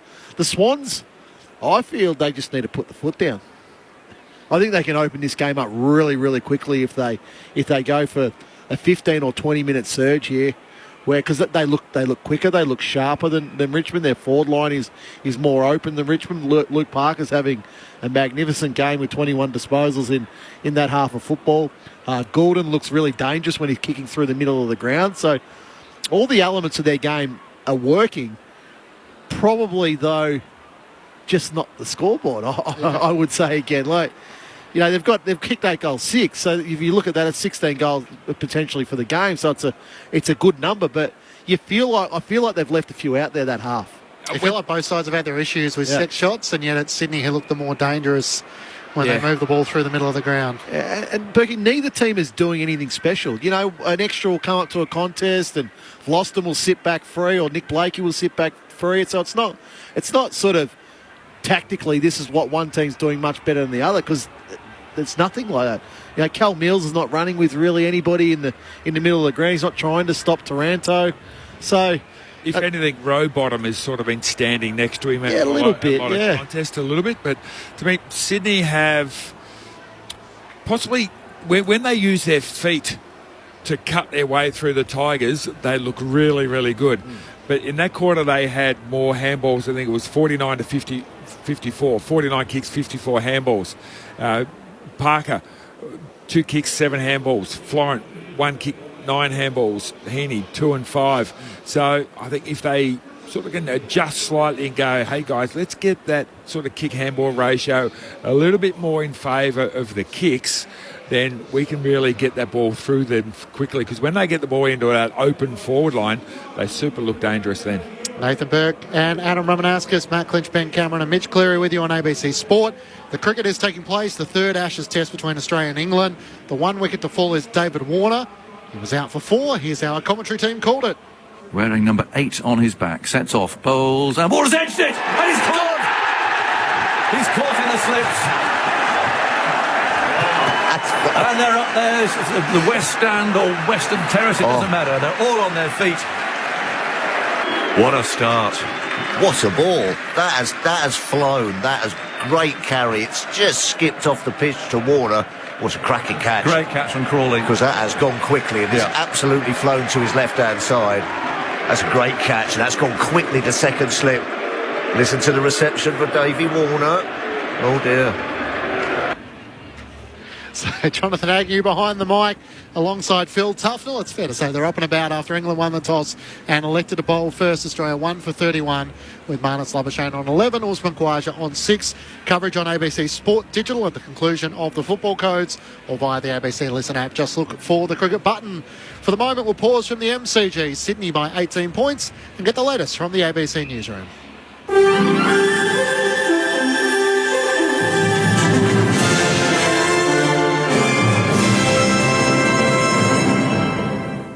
ABC News with Tom Melville.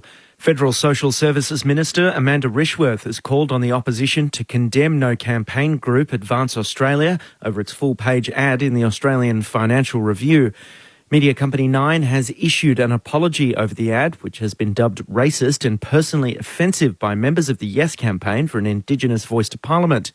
Amanda Rishworth has accused the No campaign of failing to conduct itself in a civil and respectful way during the debate over a voice. This ad is offensive, it's inappropriate, and quite frankly, Peter Dutton and other leaders should come out and condemn it. The legal team for Senator Linda Reynolds has told a court in Perth it's not been able to serve a defamation writ on Brittany Higgins' partner. The senator is taking action against David Shiraz over 3 tweets, a Facebook post and an Instagram post.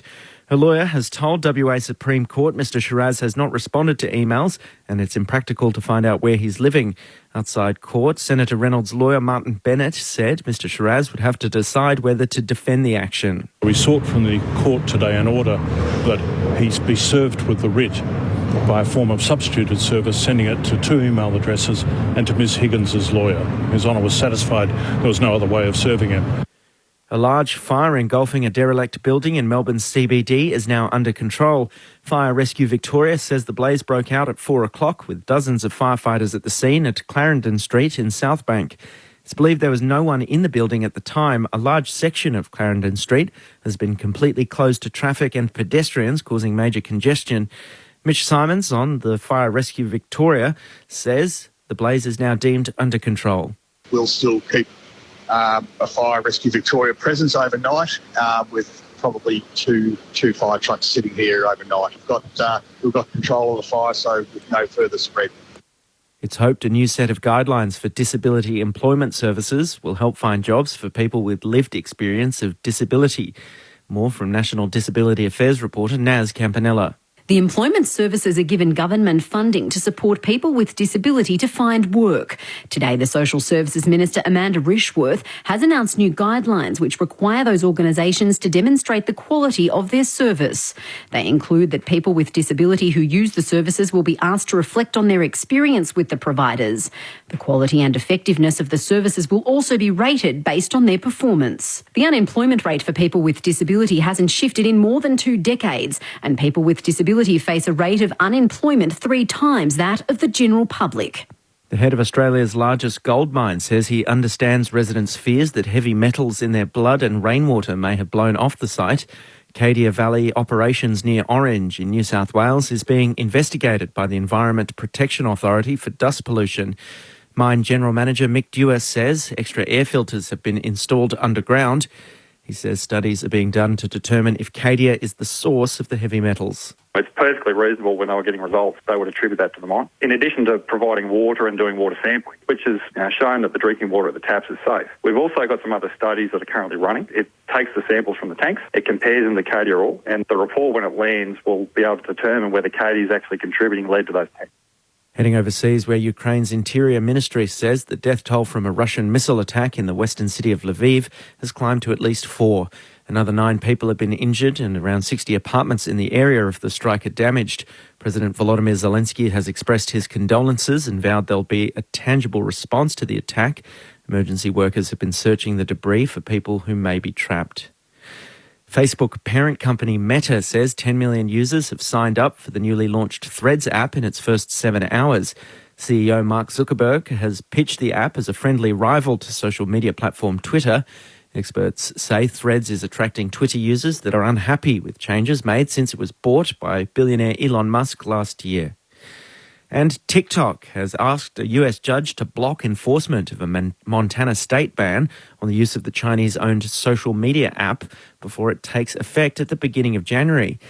TikTok is asking for a preliminary injunction to block the first-of-its-kind US state ban on several grounds.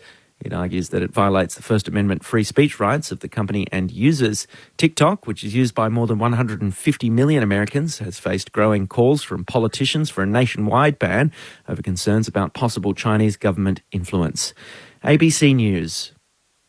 Your fortune awaits. Please sit down. You desire connection to your community, to be abreast of events and up to date at all times. In your future, I see the ABC Listen app. I see you up to date with current affairs, politics, and the latest conversations on your local ABC radio station.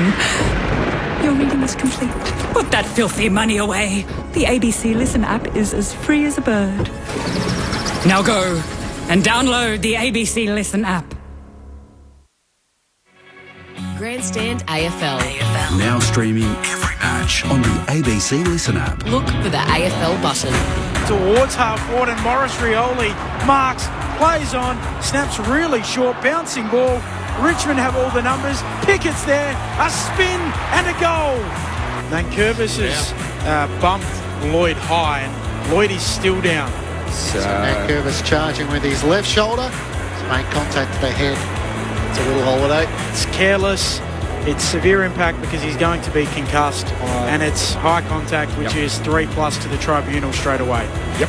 Sydney swarming, happily tackling. Goulden picks it up. Lance. He'll kick towards Lance. Franklin's out the back. Franklin marks, wheels in, and tumbles it through.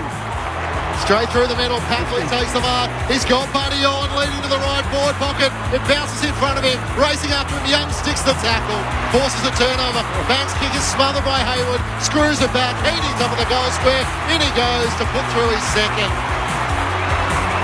The turnovers are just costing the Tigers so much. The 2023 AFL season. On radio, ABC Sport Digital. and now streaming on the ABC Listen app. Some of the key moments of the second quarter, as heard on Grandstand AFL, the Sydney Swans leading the Tigers by 18 points at the main break. 8-6-54 to Richmond 5-6-36. With a couple of goals to Isaac Heaney, a couple to Justin McInerney, and Jack Ross, the sub, has kicked a couple for the Tigers. Matt Cletcher, Ben Cameron calling the action. Mitch Cleary down the boundary. Adam Romanascus and Nathan Burke are your experts. Day one of the third test of the Ashes. Australia having been sent in by England. A 1-for-31 with Marnus Labuschagne on 11. Usman Khawaja is on 6. So the ABC Listen app is your companion to try and listen to each and every test match, each and every ball, with David Warner out for 4, caught by Zach Crawley at second slip from the bowling of Stuart Broad. And Mark Wood in rotation. I'm not sure if you've got the radar gun up to him, but he looks like he's bowling quick, 150 sort of kilometres. Mitchell Stark sort of territory, so always enjoyed chatting to him whenever he was out with the English side. He speaks fast and he bowls fast, and he tends to give you pretty honest answers in between. So he speaks with great passion, and I thoroughly enjoyed it. Fast talker, fast bowler. Yeah, I didn't mind it. Does everything fast. Does everything. And it's sort of a bit what England have been missing with no Jofra Archer. Yeah, correct. They haven't had the intimidation, the firepower to really sort of put Australia on their back heels. The teams are in for the rest of the weekend's footy. So the Western Bulldogs taking on Collingwood. What a blockbuster of a Thursday night. Ed Richards returns for the Bulldogs. Mitch Hannon is out with a calf injury. And Anthony Scott as well for the Pies. Jordan Ngoe is back. Ash Johnson comes in despite his adventures at the VFL, mainly because Brodie Myercheck is out with a hamstring injury and Braden Maynard is out with a shoulder injury. Gut feel around the Pies and the Bulldogs. So you're vague enough to think the Bulldogs might be able to cause a boil over? Docklands, yeah. Well, have they played at the Docklands this year, the Pies? I reckon they did. They did earlier on in the year. And what I would say, what's remarkable, just looking back at it, the corresponding fixture last year, Bulldogs won by 8 goals. They played North Melbourne, Collingwood there, round 11 and won that. I reckon that might be their only one. Yeah. Yep. Their forward 50 will be interesting with no Brodie Myercheck. what that looks like. Jamie Elliott was obviously pretty Mason good. Cox then Mason played Cox. more as a permanent forward, I think, on Friday night. So the Bulldogs played okay last week. We did that game, obviously. It was that 5-goal burst in the last quarter that broke the game apart. But before that, it was... I can't get a proper read on the Bulldogs. Could you see them being a top 4 side, Berkey? They're going to have to get their act together. They're not there yet. But the thing is, there's 2 definites in that top 4, but the other 2 in that top 4, it's really up for grabs. And they've got as good a chance as anyone else to get those 3 and 4 spots. And they've got a pretty good run home. So Collingwood, then Sydney, Essendon, GWS, Richmond, Hawthorn, West Coast and Geelong. It's pretty good. But yeah, it's all about the style of football they're playing, and they're just not putting it together for long patches. As we saw, the last quarter blew Fremantle away and was really dynamic. But those patches are few and far between. If they get that together for 3 quarters, well, they're top 4 potential. But at the moment, at the most, they're getting it together for a half. Jamari Yigelhagen looked impressive for the Bulldogs. For the Brisbane Lions, they take on the West Coast Eagles from the Gabba. Zorko returns alongside Madden, Lyons and Gunston. So Jack Gunston comes back in. Interesting with Gunston. Out goes McCarthy, Berry. Link McCarthy with suspension. Jared Berry with a hamstring. Josh Dunkley with a calf. Calamarchi concussion. So a couple of force changes. So my gut feel on that one is if they're putting a block of training into Jack Gunston and Daniel Rich, 2 or 3 weeks is not enough. Not enough. Okay? But the other way I look at it is, are they playing Jack Gunston potentially to fill his boots, kicking goals, to give him that confidence up? Yeah. Yep, it's a good call. It'll be interesting to see how it works because they should really have the West Coast Eagles number, even though they were far more competitive against St Kilda, but that was at home. McGovern and Tim Kelly come back in for the Eagles. Hearn is out with soreness. Shuey as well. So the Eagles with the challenge in front of them. The Brisbane Lions. They look much better. They look much better, the Eagles, against St Kilda. But they're a big watch this week because they showed what they can do when they bring the effort and intensity, but you can't just do it one week. And now they go up to the Gabba where everyone gets beaten just about by the Lions in home and away games in recent seasons. Can they do it again? That's right. But it's the non-negotiables that Adam Simpson wants to implement. Like last week, clearly there was an emphasis on tackling. Yep. Clearly. So well, the week before, 7 of them didn't have one against Sydney. Correct. So, correct. Yeah, I mean, you lose by 171 points. You don't have much of the ball. So if you're not tackling, but you're what are you still chasing. doing? No, that's what I'm saying. Yeah. Like if you don't have the ball, what are you doing? You expected a bounce last week, but was it a bounce or is it back to where they should be? So I agree with you. Second week after a big loss is really important. And the Lions of the Gabba could be an intimidating factor if they want to boost their percentage.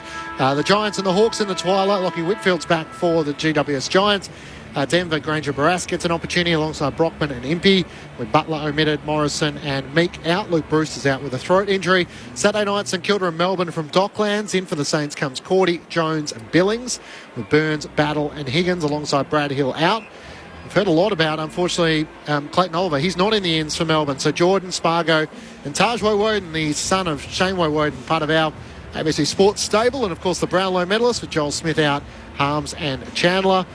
Port Adelaide and the Gold Coast on Saturday night. The Power bring back in Hayes, Rioli and Jones, with Bonner, Narkle, Burgoyne, Vincentini is out. And for the Gold Coast Suns, Toot Miller finally returns and the squads are in for the Sunday's matches as well.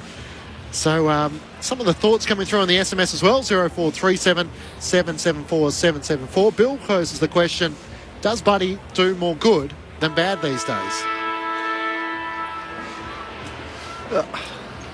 No, look, I don't think that. I still think he was dangerous. He gave a goal away, kicked one, could have had 2 goals in that half, but the ball still does go. He's such a big presence still in that forward line. So no, I don't think so.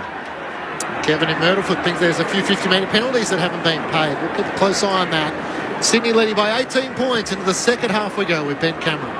Bounce in the middle to get us started. Nankervis brings it down. Handball away to Taranto. Handball out towards Hopper. Hopper goes back and picks it up. Somehow gets it onto the boot. 15-metre kick forward along the ground. Bolton gathers. Handball to Nankervis. Strong tackle on him. Now the footy knocked forward here by Richmond. Straight to Prestia. Bullet-like pass. Can't be marked there by Baker.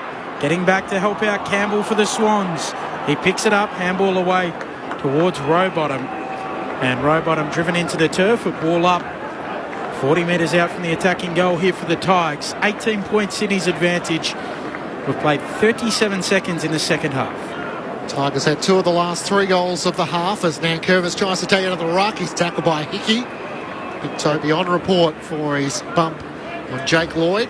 Clingy, if you're wondering about the Mark Wood speed gun over at Henley, I am. Up to 153 kilometres. Well, that's quick. He just bowled a bouncer that went over the keeper's head for 4. Oh, Martin for the Tigers. Handpass to Hopper. Kicks along towards Revolt in the goal square. Milliken gets a hand on it. Bacon and Tommy! Outstanding. Somehow was able to volley it over his head. That wouldn't look out of place in the World Cup. I'm not sure how he was able to do that. As he had control of his body maybe, but he was able to kick it straight through the major opening and give Richmond a real lift to start this third quarter. Liam Bacon take a bow. All the tricks on display. Sydney 8-6-54 to the Tigers 6-6-42. He's probably been Richmond's most dangerous forward. He has. He should have taken a mark the very first centre bounce this quarter. But I think he surprised them. Yeah. They didn't expect him to be that athletic or even attempt to do what he did and kick the ball off the ground. Aaron Francis, I'd like you to probably stick your arms over the football a little bit harder than what you did just then. Otherwise you'll find yourself the sub or less next week. Comes from Pingaring, which is right next to Lake Grace, the hometown of the dual Brownlow medalist Nat Fyfe. And we'll get a secondary ball up in the middle. The other umpire's gone holding the ball. So free kick going the way of Nank the Tank. I'm happy with that. If I went on rule change, I think you lose high possession. He's torped it. Nank the Shank on that occasion. He's kicked an accidental spiral. It lands in the lap of Ross, who turns and eyes the goals, drives it on target. The Swans get back to fist it through. Florent punches it through, clatters into his teammate Francis, and a behind. So Sydney by 11 points. Florent saying that's how desperate you need to be on the goal line, and I'll just run into you, Aaron Francis, and show you how it's done. Florent and Gordon up to half-back. Heaney combines, works it with Mills. Kick missed Hayden McLean. Gathered by Hopper. Hand pass for the Tigers to McIntosh. Out on the southern wing. Links up with Noah Bolter. Kicks out towards Jack Revolt. Quiet night for him on the half volley. Surely the tackle was over the shoulder. Umpire says it was contact below the knee. So Sydney will get the free kick. Just the one kick. Sorry, mate. Just the one kick for Jack. No handballs. One ineffective kick. Lewis Melican at left half back for the Swans. Sends them long around the southern wing. Franklin's in the pack. McLean does the flying. Off his hands, it spills out the way of Parker. Received the hand pass from Goulden to Blakey. Inboard the hand pass. Links up with Mills. Finds Rampy on the back edge of the centre square. He runs through the middle of the MCG. He kicks out in front of McInerney. Foot races on. He gathers Dan Rioli after him. Hand pass to Papley. Had Hickey. Nope, not hand pass into you. He's tackled. Gone. Should have. Ross got him. And the Tigers want to take the advantage as Volstone gives the hand pass to Nankervis. Nankervis running down the edge of the centre square, kicks towards Pickett, getting back and getting a hand in Francis. Rampy overruns it, allows in Baker, gets onto his left. His snap will tumble out. And a throw in left forward pocket here for Richmond. Started the better of the two teams in this second half. Swans are lucky if that ball went towards the goals. Dusty Martin was running in there all by himself. 4 minutes into the third, light rain falling. Thursday night at the G. Nankervis laying it down, coming through Dusty. Spills back to Nankervis. He spins and snaps and goes. Richmond have come out breathing fire after half-time. And all of a sudden it's back to 5 points. 7-7-49 the Tigers. The Swans 8-6-54. 4 minutes into this second half on Grandstand AFL. It's amazing. So Papley gets caught right on the 50-metre line. Tom Hickey's running into goal, into that space. Should he have given the hand pass? 100% he should have given the hand pass. Absolutely. So then the ball goes down the other end and your direct opponent then beats you in the ruck contest and kicks a goal in Nankervis. So it can be really cruel sometimes because Tom Hickey pushed really hard. Nankervis couldn't keep up with him. All Papley had to do was a little kick or a handball, and Tom Hickey's having a shot at goal at the other end. Kevin Bartlett handballs more than Tom Papley on this ground. Tom Papley wasn't giving it. Adam Romanowskis and Nathan Burke with you on ABC Sport. Australia 1 for 40, having been sent in by England. Labuschagne on 11, Kawaja on 11. Back in the middle, Hickey one down the tap, but Prestia gets the hand pass to Shea Bolton. Long inside 50, Martin with a shove. Got rid of his opponent, spills to the back, Baker jams it on the boot, it's bouncing towards goal. It's offline to the left. Through for a minor score. Sydney's lead is 4 points. At the 6-minute mark of the third term, the Tigers have found their roar. It's Baker again. He's in everything when that ball goes inside forward 50. Swans lead whittled down to just 4 points. Got as big as 26 late in that second term. Long kick out towards the great southern stand wing through the hands of McIntosh. Carried out by Nankervis. Throwing between wing and half forward.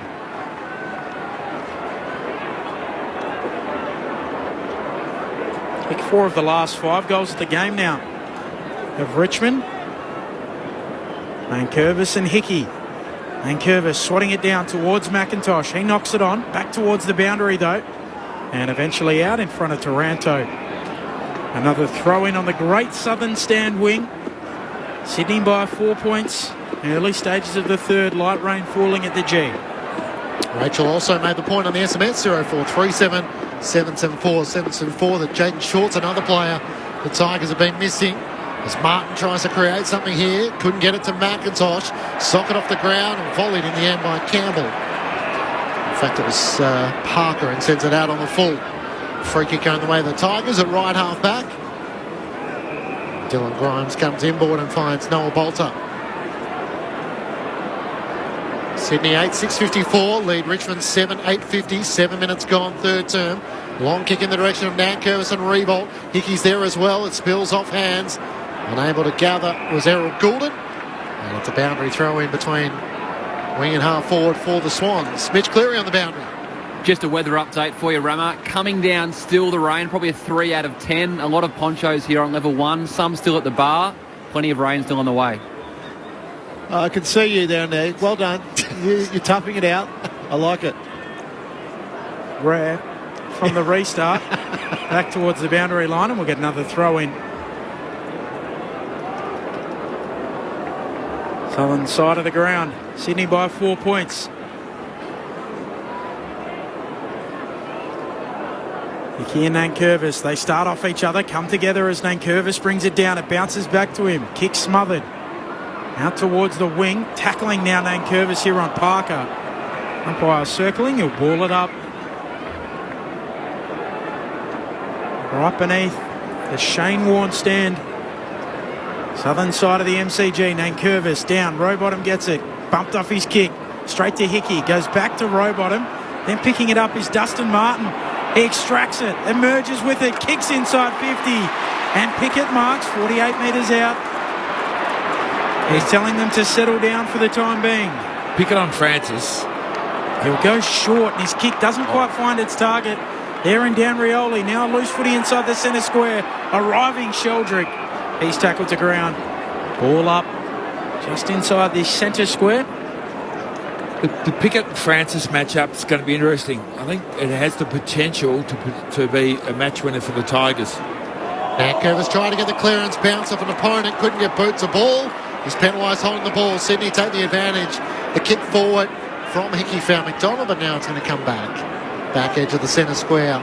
Swans leading by 4 points. Tom Hickey looks to kick laterally. Just got it over the fingertips of Jack Revolt. Finds Melican at left half back. He comes inboard to Errol Goulden. Good option. 22 disposals coming up for Errol behind Luke Parker with 24. Tim Taranto with 18 for the Tigers. Out to Francis. His kick missed Hickey. Jack Ross takes the intercepting mark for the Tigers. Inboard to Nankervis. He's able to link up with Taranto. Long kick towards Revolt against 2. Milliken spoils it down. Francis front and centre. Hand pass to Blakey. The Lizard jams it towards the boundary line. Tom McCutcheon just came on from the bench. That worked. He gathers. Kicks up towards Papley. Flostone got a hand to it. Foot races on. Papley gets there first. Taps into his own advantage towards Franklin. They overran the footy. Young was the only one who didn't. He gathers to the Tigers. Up towards Nankervis. He marks it left half back. And they should be away down the members' wing. Taranto Has to stop, go back into traffic. Handball forward of it for Hopper. Hopper will twist and now kick inside 50. Rewalt launching.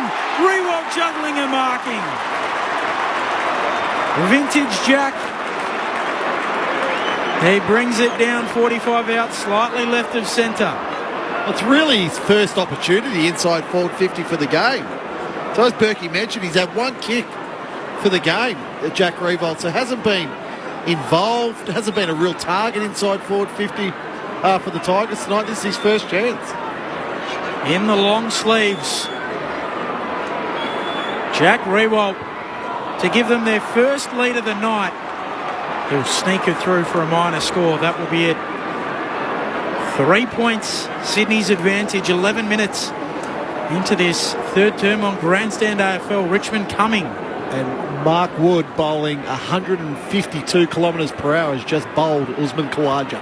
Oh, wow. 2 for 42. Adam Romanascus with the around the grounds. Dane Rampy turns it around, or turns it over on the southern side of the ground. Intercepting mark taken by Miller. Has it just to the right of the AFL logo onto the Shane Warne stand. Sends it long towards half forward. Francis was the only one who flew against Baker and Pickett. Down in front of Shea Bolton. Tries to tap it away from Errol Goulden. Good tackle from Goulden. Ball spills clear. He's still back onto it, the young Swan. Can't get a hand pass forward. Dean holding the ball. It was a throw. Shea Bolton will take it. So he won the battle in the end with his second effort on Errol Goulden. Rain just falling a little heavier now. Shea Bolton infield to Prestia. 4 out of 10, says Mitch Cleary. When does he, what's 6 out of 10 starts anything to move? over 50-50, I think. He starts to move. out of there. Yeah. Handball away to Vlosten. Handball to Bolton. Handball forward towards McIntosh. Sidesteps his man. Chips into the pocket. And getting back, Florent pops up in the hole and takes a defensive mark. Left back pocket here for the Swans. 3 points their lead. Time in forward half this quarter massively in favour of the Tigers. Florent up towards Franklin, who flies at half back. Flosstone's tackle by Errol Goulden goes out of play. Mitch Cleary on the boundary. If Richmond fans are wondering why they haven't heard the name Trent Cotchin yet this quarter, still stuck on the boundary, can't get on with the play, stuck on that southern side wing. 13 minutes and counting for the old skipper. Thanks, Mitch. Thrown back in, McLean doing the ruck work against Miller. Spills down the way of Prestia. Hand pass away to Taranto. Off balance, a high kick towards the boundary. And across. Out of play at the punt road end. The Swans will take the free kick. Errol Goulden seems to be the one name who's always around the ball whenever it's in dispute. He'll get the free kick here at left half back. What a player he is. Runs out to the right, but kicks on his left, up towards the wing. Spoiled down in front. Heaney's there to rove. Feeds a handball forward for Franklin. Bounces for Vlosten. His handball errant, though. Sets a task here for Bolter. Wants the boundary. Paddles towards it. Tom McCartan will pick it up, and his handball will go out. It likely would have been deliberate. And Tom McCartan just let it go out. Instead, we'll get a throw in now between wing and left half forward for Sydney. The inside 50s in this term. I can get that up very quickly. The Tigers are stopping the Swans from marking the ball. Tigers have taken 10 marks this quarter and the Swans just 5. 9-1, the inside 50s, the way of Richmond in this term. It has felt like that as Heaney gets it to Rowbottom. Kicks around his body towards Franklin. Little nudge by Young, all legal. Franklin throws the arms back, wanting a free kick. No whistle. Heaney hard against the boundary. Can't work it back in as it rolls end over end and out of play against the left behind post. The throw in at the City end. The Swans deep in attack for just the second time this quarter. Holding on to a 3-point advantage. Rain continuing to fall at the MCG for Thursday night footy. Chance for both these sides to stay in touch with the 8. Franklin's doing the ruck work here. Spills down the way of Papley. Hand pass to Rowbottom. Links up with Campbell on that left boot. Can't work it back and out to the left-hand side. Sydney lead by 4 points. 15 minutes gone, third quarter. Banks to take the kick in. Pick 29 back in 2021 from Clarence in Tasmania. Got a pretty good record with players out of Clarence to Richmond. Kicks to McIntosh. McIntosh kicks forward of the wing. Free kick on the play. It'll go to Francis. Close to the boundary line on the Great Southern Stand wing. Sydney's lead 4 points. Quarter-hour mark in the third. Francis kicks towards Franklin. Sticky fingers, he takes the mark. High left half forward. Here for Buddy Franklin. He'll kick into the pocket for the Swans. Massive fly, Hayward. Can't bring down the mark. McLean Robes. Tahini squeezes a snap through. And it's through for his third. Heaney stems the bleeding and gives the Swans a little bit of breathing space. Back out by 10 points. 9-7-61 by 7-9-51 after 16 minutes in this third term of Grandstand AFL. Yeah, it's really off the back of a repeat inside 50 entry there for the Swans. I think they're third for the quarter. So it's just, again, like spoiling and killing the ball towards the boundary line becomes critical there for the Tigers. But instead, it just drops to the feet. And that brings the Sydney Smalls into it. And then just a little bit of genius there by Isaac Heaney on the boot. It's just got to go to the boundary, that spoil. It's funny how you have those games last week. Isaac Heaney kicked 2 behinds from his 5 scoring shots. He's kicked 3 goals tonight. Very much been a pivotal part of this Swan side. Martin gets the clearance for Richmond. Hand pass to Shea Bolton. Kicks for Marlon Pickett. Can't take the mark. Spoiled away by Rampy. One direction Taranto. The other direction Mills. Big charge against Sheldrick. That was aggressive into the contest. And Hopper was stuck underneath and the umpire will ball it up. 50 out from the Tigers' goal at the punt road end. Toss in the air. McLean doing the ruck work against Miller. Spoils down Cunningham's way. Can't get boot to ball. Miller trying to link up with Hopper. Can't do so. Spills to Martin. Hand pass to Shea Bolton. Swings onto his right-hand side. Revolt has 2 to compete against once more, and this time Melican. Good support from Callum Mills and takes the mark. It feels like his job, Jack, has just been to try and fly and compete. Isn't it a lot of the footy? Melican long out of defence. Noah Bolter juggles the mark in front of Tom McCartney. That's it at left half forward for the Tigers. Comes infield with his kick to the former skipper in Cochin. Cochin wheels around to the right. Sets it up in the Rewalt direction. At the back, Florent. Nearly unopposed in the end. Takes the mark. And fullback for the Swans. Sydney by 10 points. Florent drives a long kick in the McLean and McCartan direction. Fisted down. Martin's there to rove half forward here for the Tigers. Breaks a tackle. Or bite off a kick in the Pickett direction. McIntosh too. McIntosh swats it down. Tries to follow up at ground level. Rampy traps it. Handball out to Mills. Mills runs straight into McIntosh. And it will be a ball up. Right forward pocket for Richmond. 10-point Sydney's advantage. 18 minutes and change into the third. Tigers are 2-1 in this third quarter, but still trailing by 10 points.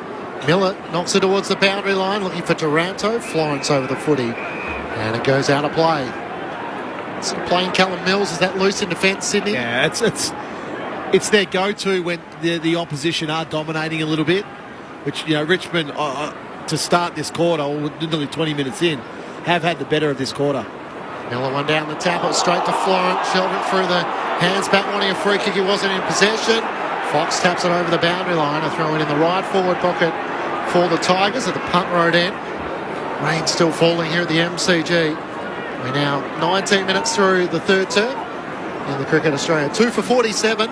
Coverage on the ABC Listen app with Labuschagne on 16 and Smith yet to get off the mark. From the throw-in, Miller hands to it. Didn't know too much about it. Martin tried to emerge with it. Clever little toe poke to Cochin. Cochin bounces off a tackler. Gives it to Grimes. He snapped towards full forward. Blakey and Mills nearly both went. Mills does. Marks. Gives it off to Blakey. His kick. Dicey. Straight turnover. Broad. Chips it towards Morris Rioli. Slips over at the back. Rewalt gathers. Handball to no one in particular. The Swans are there in their back pocket. Cunningham to Blakey to Florent. And a kick into the middle of the ground. Tigers are set. Forstone gathers. Franklin got a touch onto it. Knocked it out of his hands. Hand pass to Hopper. Looks inside 50. Shea Bolton takes it on his right-hand shoulder. Just holding his body position in front of Cunningham. And finally, Richmond have a mark inside 50. The issue for the Swans is, yes, they got Callum Mills back inside 50 and he's a loose player back there, but Vlosten is the guy for the Tigers who's now free outside 50. So when they come running out, they look up, their forwards and their wingers are outnumbered and they're trying to invent stuff. Blake will try to invent stuff, turn the footy over and it goes straight back in. So, yeah, you might be saving goals, but you're not going to score goals at the other end. Big kick for Shea Bolton, looking to pull the margin of 4 points. It comes in directly in front. And he misses to the left-hand side. Sydney by 9 points. 20 minutes gone. Third term on ABC Sport.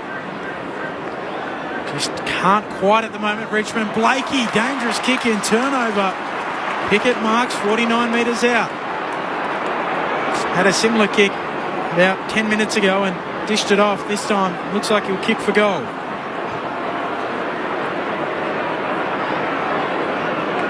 You like his chances, gents? Dan Houston sort of territory? I don't know, he passed one off from this distance before, so not confident. Marlon Pickett unloads on it. It's away to the right and behind. 8 points, Sydney's advantage. 21 minutes played third term. It's all swung around. It's 15-3, the inside 50s. Flying up towards Franklin, flying against McIntosh, can't take the mark. Baker charging through, locked up. Yeah, 15-3 inside 50s. But 2 goals 5, that's where the problem lies for the Tigers. So the opportunity is definitely there. Just the conversion is simply not. 65 disposes to 52 the Tigers' way.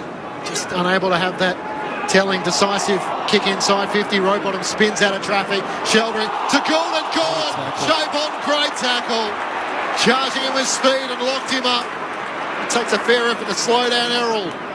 Kick comes inboard to Miller. He has it just in front of the centre circles in the middle of the MCG. Long kick inside 50 towards Jack Rewald off hands of Hickey. Spills back to the back of the pack. Racing back, Callum Mills gets there first. Looks up, sends it long towards half-back. Shea Bolton and Grimes come charging out. McInerney's there in the pack. Spills down to Rowbottom. Kicks it straight up the wing. It may work, an awkward bouncing ball. Tom McCartan couldn't gather it. Bolter came the other direction. Spills back to Tom McCartan. Chips it inboard. McInerney charging forward. Got Franklin over the top. Hand passes to him. Just needs to get past. Banks got back. Forced the rush behind. How's that? Sam Banks in his first AFL game racing back and denying Lance Franklin in game number 351. Mitch Cleary on the boundary. 6 out of 10 here, starting to have a bit of impact on the game. Don't prove me wrong, Mitch. I said you'd come upstairs when it got to 6 out of 10. Might need to go to the bar at three-quarter time. Here's Banks kicking long towards the wing. Melican spoils it down in front.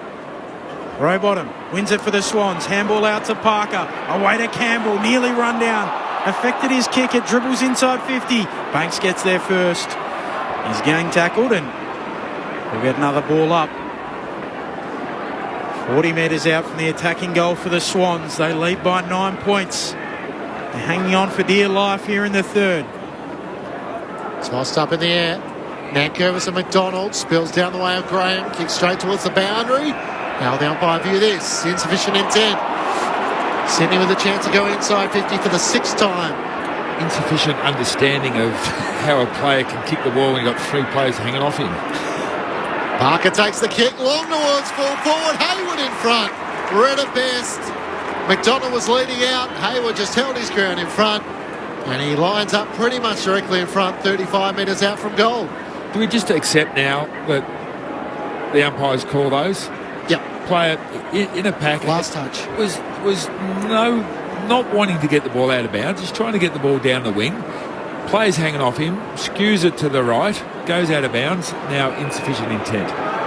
His intent was nothing but to keep the ball in play. Will Hayward, he kicked a goal in the opening quarter, looking for his second and a steadier for the Swans.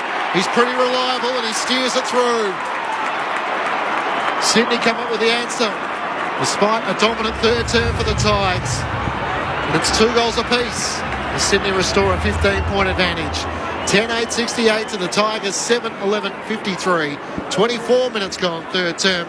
Will Hayward with his second goal. Yeah, and you're exactly right. It's a 2-goal apiece quarter now. So Sydney 2 goals, 2 from 6 entries in this quarter. So Now, all the hard work that Richmond have done in this quarter has not put any dent in the scoreboard whatsoever. So the Swans are actually leading by a little bit more. 2 points less now. 3 points less. So they're dominating as much as they will. Yeah. Want to be closer than correct. that. Oh, they should be ahead. Umpire underarms it aloft in the middle. Nankervis knocks it down. Hopper hacks it out of the air. Towards half forward here for Richmond. Cochin buffeted off it there by Blakey, but it spills to Graham. Kicks back inside 50. Fox can't gather. Spills out to Prestia. Slick hands to Dusty. Brushes a couple. Handball to Cochin. Handball away to Graham. Has to juggle it. 45 out. Half forward pulls his kick towards Rewalt. Past him. Into the left forward pocket it goes. Vlosten's tracking it. Vlosten picks it up. He's tackled by Fox. He's taken to ground. Held in, says the umpire. Ball up. 40 out from the Tigers attacking goal late in the third. 2 goals apiece in this third term, as you heard. Thrown up in the air. Hickey and Nankervis in a tangle. Cochin, was he taken high? He was, as Fox came charging through. He was knocked off his heels, and the umpire saw it was high, and Trent Cochin from a similar position, which he kicked a goal against the Saints in his 300th game. Chance to try and answer back here for the Tigers. Richmond have made a slight change. Vlosten's now gone down on the Callum Mills and manning up, so they got one-on-one inside their forward 50. Can he kick 50 metres? Cochin veers out to the right, gives it everything he's got. It's offline to the left, a minor score. 2-6 in this third term, the Tigers, as they trail by 14 points. Meanwhile, in the third test, Australia 2 for 50 having been sent in by England. Labuschagne on 17, Smith on 1. Coverage on the ABC listener. Blakey with the kick in. Driving ball out to the wing. Tom McCartan reaches over the pack and drags in a nice mark. Swans by 14. McCartan kicks low down the line towards Bolter. Fists it away. It spills to Jack Ross. Forward handball here for Richmond. Away to Prestia. Away to Bolton. Wants to feed it back towards Prestia. He'll gather on the bounce. Run to the logo and kick to half forward. In the direction of Rewalt, but Francis. Strong defensive mark at half back there for Sydney. He's got it right on the arc. Swans by 14, 27 and a half minutes into the third. Subbed into the match for Jake Lloyd, who was taken high from Toby Nankervis. He'll miss a few weeks. Hand pass to Blakey, sends it up the wing. Off hands, it goes out of play in front of the 2 benches. Sydney 10-8, 68, lead Richmond 7-12, 54. Swans by 14 points, 27 minutes gone. Third term, Matt Lynch, Ben Cameron, Mitch Cleary, Adam Romanascus and Nathan Burke with you on ABC Sport. Toss back into play. Nankervis and McLean engage. McLean taps it down, looking for Florent or Goulden. Goulden's onto it. Kicks up towards half forward. Papley tried to protect the space and mark one-handed. Couldn't do so. Heaney lays the tackle. Spills off Ross. Cleverly knocked on by Papley. Back to Heaney in those hot pink boots. Long towards full forward. Looking for McDonald's. Coming back as a throw by Papley. I had the binoculars up on Franklin and McDonald to full forward. And that'll be 50, will it, Rammer? Well, it's 50 against Papley. Flipped it away. They're obviously arguing.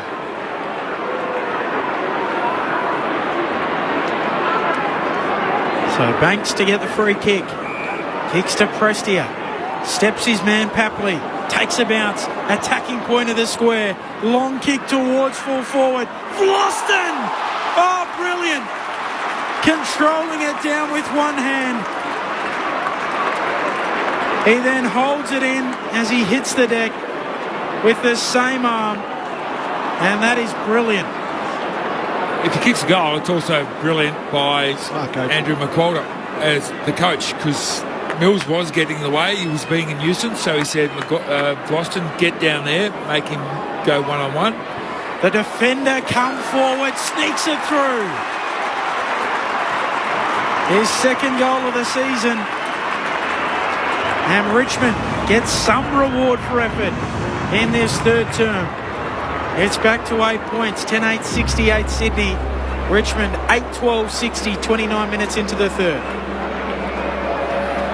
Mills does that so often. When Sydney are under pressure, he inserts himself as a defender, as a seventh defender, and just controls the game from back there.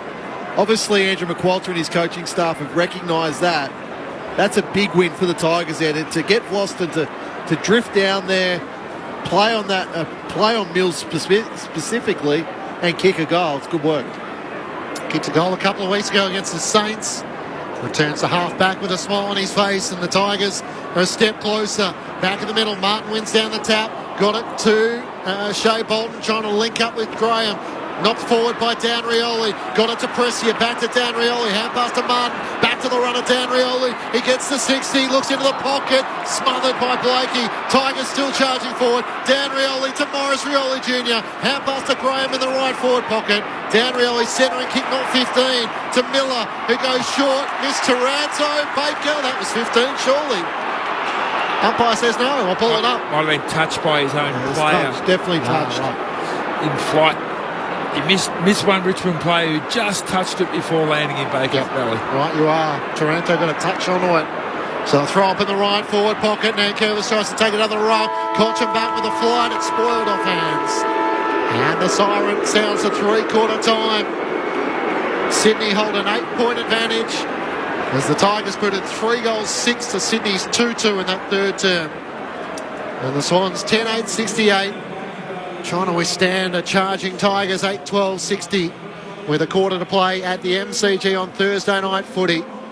For the Swans, 3 goals to Isaac Heaney, 2 in the second quarter, 1 in the third, 2 to Haywood and 2 to McInerney, individuals to Goulden, Papley and Franklin.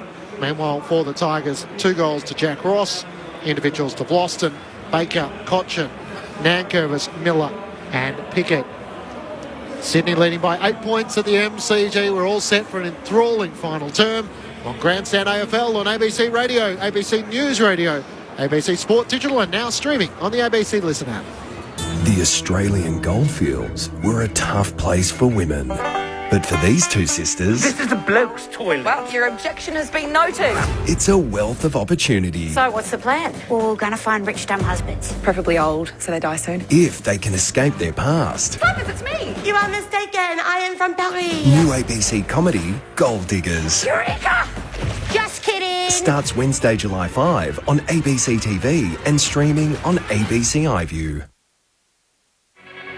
Grandstand AFL. Now streaming every match on the ABC Listen app. Look for the AFL button. But for the Tigers, hand pass to Hopper, kicks along towards rebound in the goal square. Milliken gets a hand on it. Bacon and Tommy! Standing. Somehow was able to volley it over his head. That wouldn't look out of place in the World Cup. I'm not sure how he was able to do that. Nankervis laying it down, coming through Dusty. Spills back to Nankervis. He spins and snaps and goals. Richmond have come out breathing fire after half-time. And all of a sudden it's back to 5 points. Buddy Franklin. He'll kick into the pocket for the Swans. Massive fly, Haywood. Can't bring down the mark. McLean Rose to Heaney. Squeezes a snap through. And it's through for his third. Heaney stems the bleeding. Parker takes the kick long towards full forward. Haywood in front. Red at best. He kicked a goal in the opening quarter, looking for his second, and a steadier for the Swans. He's pretty reliable and he steers it through. Sydney come up with the answer, despite a dominant third term for the Tides. And it's 2 goals apiece as Sydney restore a 15-point advantage. Prestia steps his man Papley, takes a bounce, attacking point of the square, long kick towards full forward, Vlastuin! Oh, brilliant! Controlling it down with one hand. The defender come forward, sneaks it through. The 2023 AFL season. On radio, ABC Sport Digital. and now streaming on the ABC Listen app. 3/4 time at the MCG. Sydney hold an 8-point advantage, 10-8-68 to the Tigers, 8-12-60. Matt Clich and Ben Cameron calling the action. Mitch Cleary is down the boundary, now ahead of Rama and Berkey. We'll bring you all the action from the Ashes, the third test from Leeds. Australia 2 for 53. The last wicket to fall was Usman Khawaja. Here's how it was called. Moves in, balls very far. Khawaja is on his way. One stump on the ground, massive explosion out there, and a big explosion in the West Stand as well. Wood has done it for England, and Australia are 42 for 2. So Osman Khawaja out for 13. Mark Wood getting the wicket. Australia 2 for 53 with Labuschagne on 17 and Smith on 4. Steve Smith in his 100th Test match, just having to deal with a little bit of movement. And Marnus Labuschagne with a swinging ball that was missing leg stump. Adam Romanascus and Nathan Burke with 3/4 in the book. Sydney leading by 8 points. Well, the Tigers, 3 goals, 6 in that quarter. They dominated everywhere except for the scoreboard. So by all rights, they should be in front here at 3/4 time, but they're not. Sydney, I think, will be a little bit shell-shocked in that quarter. They went into protection mode, and as we saw, Mills went back. They were just bombing the ball outside 50. They had hardly anyone outside 50 because they were clogging it up.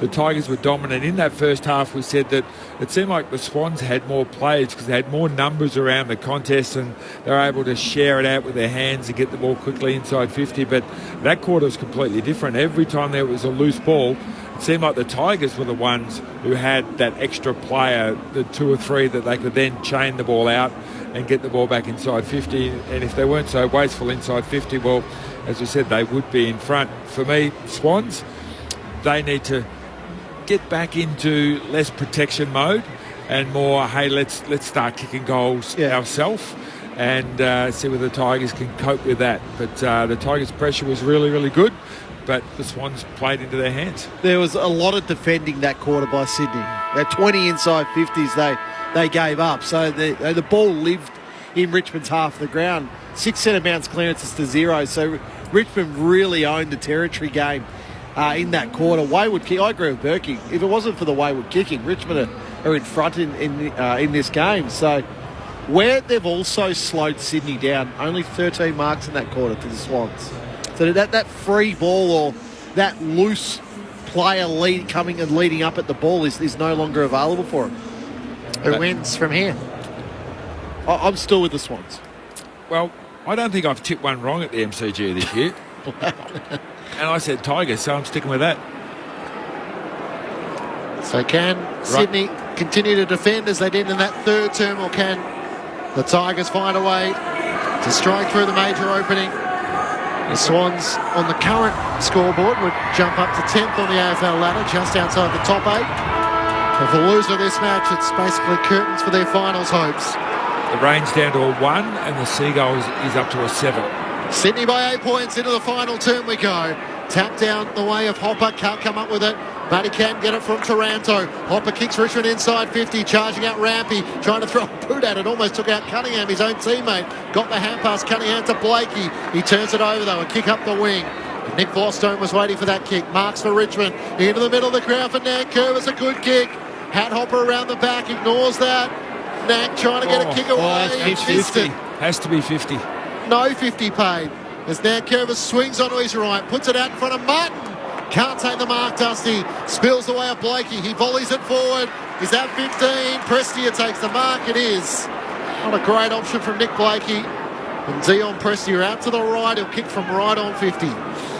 We were saying it had to be 50 because these days you've got to decide instantly whether you're outside 5 or you're going to stand. The player was outside 5 and then at the last second thought, no, I'll go up and stand. It was just far too late. Goals in just 3 games, Dion Prestia this season from right on 50. Gives it everything he's got. It's out to the left. It won't be a goal. Jack Revolt takes the mark at the back of the pack. Up against the left goal post. I don't know how the footy got through to him.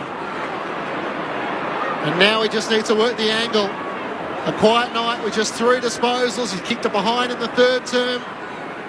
In the long sleeves, just needs to step out, snap on his right and put it through. And he does just that. Richmond are back within 2 points. And the Tigers Army tries to lure them on at the MCG. Richmond with the first goal of the final term inside 2 minutes. They're 9-12-66, trailing Sydney 10-8-68. Adam Romanascus and Nathan Burke on ABC Sport. Always amazes me, Berkey, how players are able to take that mark there. So many Sydney bodies around that contest, and not one of those Sydney players can get a fist on the ball and rush the behind. Great mark by Jack Revolt. But poor defending by Sydney. In the end, it's an uncontested mark in the goal square. You've got Hickey, you've got McCartan, you've got Francis. They're all there. Just goes to show, big fellas. I thought there'd been like a push or something. There's absolutely nothing there. Nothing. No, I thought he must have pushed him in the back. Pelican just missed it. Didn't. Nankervis wins the tap in the middle. Hapley's kick smothered down. It goes forward towards half forward here for Richmond. McIntosh is kicked for Martin. Spills to Morris Rioli. Off to Bolton. Snap from 48. Is a little narrow. And through for a behind. It's back to the smallest of possible margins. 1 point. Sydney's ascendancy 3 minutes into this final term. Tigers all of a sudden with 4 of the last 6 goals of the match. Prestia and Bolton, I think, are the two Tigers has really stepped up in this second half so far. Florent to Mills, kicks out to McLean. He takes the mark on the southern side of the MCG under the Shane Warne stand. Sydney leading by a point. Hayden McLean kicks as long as he can. Up towards Hickey. Broad's best suited. Franklin flies as well, clears him. Young tries to tap it on. Gordon lays the tackle. The footy is stuck underneath him. And, Jacob Hopper on the very bottom of the pack, and the umpire will ball it up with Sydney leading by a point. Umpire puts it up. Off the hands of the Rucks, down to Rowbottom, to Gordon. Left foot kick inside 50. Franklin! Just experience there. Stumbling backwards, he takes the mark. 35 metres out, worse than a 45-degree angle to the right-hand side, the right side for a left footer. Just experience there. Just got his defender in Young under the ball. Just worked his way around the back. Watched where the flight of the ball was going. Good mark. A man whose statue may one day stand outside this very ground. Franklin comes in and steers it through. Buddy Franklin doing what he does on the G. He's got a couple. He gives the Swans some breathing space, or does he? With no sense of theatre. The goal umpire thinks it's hit the post. Or are they just checking that it's hit the post? Soft call is a goal. Soft call is a goal. Where's the Snicko? Yeah, just do it straight away. Just waiting for Snicko. It's a bit of an anticlimax. No vibration on the Snicko.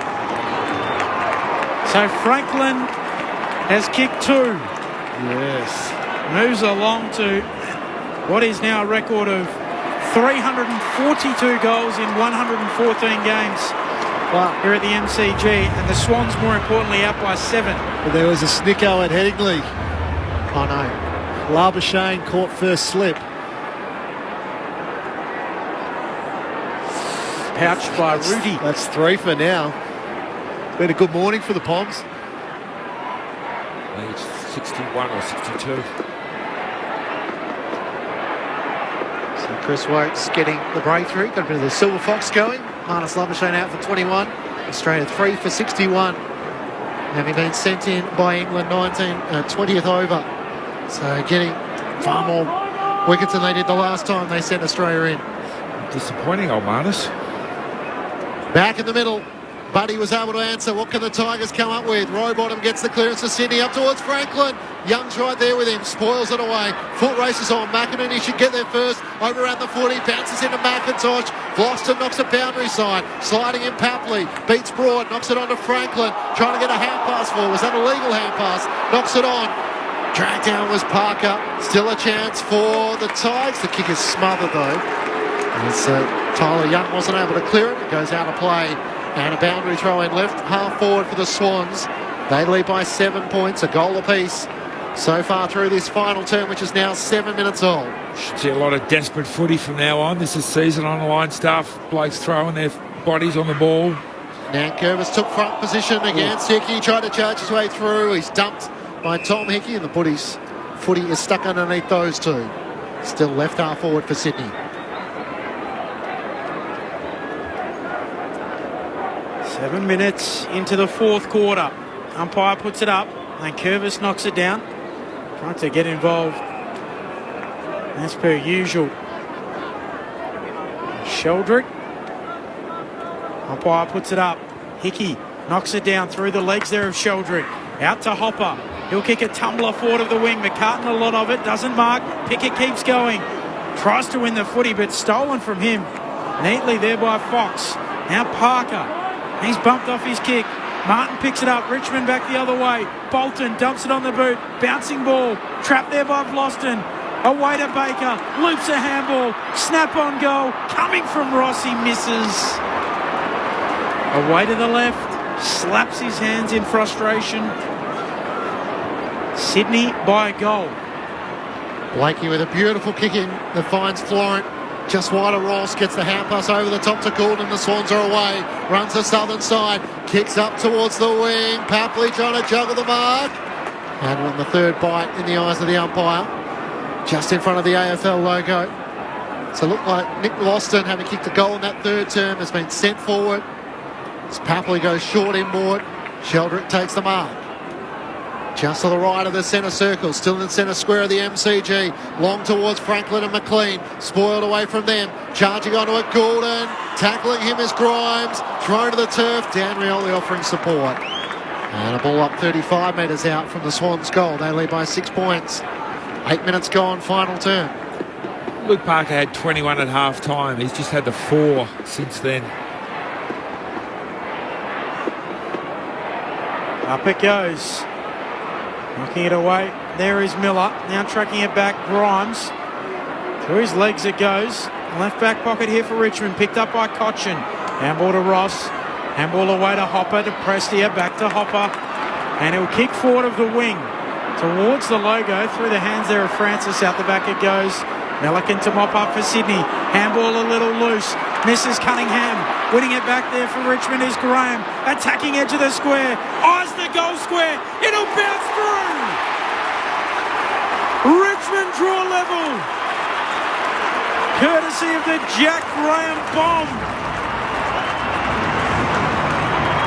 10-14-74. Plays 11-8-74. 10 minutes into the fourth term. In an elimination final in July, scores a level. It's a kick inside. Is it Milliken? Yeah, it was Milliken. Just didn't hit the target. Cunningham was free. And then Richmond got the numbers around the spill of the ball. It was 3-on-1 there with Cunningham. Bolton was there. Graham was there. Martin was there. So just the numbers and poor skill execution by the Swans. 3 of the last 5 goals away of the Tigers, and now they are level, 74 apiece. 11-minute mark of the final turn. McLean into the ruck, up against Miller. McLean one down the tap. Miller's back onto it. Gathers to the Tigers. Hand pass to Bolton. Under pressure from Mills immediately. Callum Mills tries to knock it out. He and Hopper scrap for it. Hopper got it to Graham. Oru's shoulder. Florent dropped the mark. Opens the door for the Tigers. Baker's onto it. Trying to get it to Ross. Just through the fingertips of Goulden. And Jack Ross has it out to the left. He'll kick from right on 50. This bloke could have kicked 5 today. The sub into the action. Unfortunately for Jacob Bauer, who was off with a hamstring injury in the opening 5 minutes. Jack Ross has kicked 2-1, but he's had opportunities inside 50. For the go-ahead kick from right on 50, Ross sets fly. It's out to the right. And a minor score. The Tigers lead by that behind. 10-16-75, 10-15-75 to the Swans, 11-8-74. 11 minutes gone, final turn. Florent with the kick-in duties. A run to the pocket, handball it away to Cunningham. He kicks a high ball towards the wing. Good grab, Hayward. Going up and just plucking it out of the sky. Hayward wants to chip it short to Goulden. Great southern stand wing. Richmond's first lead of the night, courtesy of that behind. A kick towards half forward. Fisted away by Broad. Loose footy. Hayward picks it up. Gives it off to Parker. Off his step. Kicks the Swans inside 50. McInerney can't mark. Franklin coming through. Can't gather. Broad can for Richmond. Handball away. Straight to Banks. And Banks will kick to the wing. His kick Under a little bit That of was late great. pressure, Ross. Melican closing, fisted out of play, collects the body, throwing on the wing. Nah, there's nothing wrong with that. That's Good terrific umpiring. by Melican. Good umpiring. Yeah. These days, any form of spoil tends to be a free kick, but that was just a good Good body spoil. The old too rough sometimes. Correct. Yeah, that's what free kicks are given for at times. Not a good look. Thrown in. Richmond holding a 1 point advantage. Cochin trying to charge his way through. Lost the footy. Ross for the Tigers. Hand pass to Taranto. McInerney lays the tackle. Parker couldn't quite gather. He then laid the tackle on Martin. Gets the hand pass wide. Boundary side to Ross. Links up with Graham. Hand pass to Taranto. Miss Martin around the southern side. Rampy held his body position. Melican lays the tackle on Taranto. Ball stuck underneath those two. Well, the worry for the Swans there is that it was a contest and 3 Richmond players ran in numbers out of the contest and the Swans players were just trailing along behind. They were lucky that it's wet and slippery and they mucked it up, but not good signs. Thrown up on the outer side. McLean one down the tap. The Tigers over the chance. Miller gets a forward to Shea Bolton. Around the boundary line. He's tackled by Goulden. It was over the shoulder, says the umpire. And Shea Bolton wastes no time. Swings down on the right. Long to full forward. Boston against 2. Off the hands of Francis. It goes out of play. Up against the left behind post. Tigers in attack at the city end. Richmond leading by a point.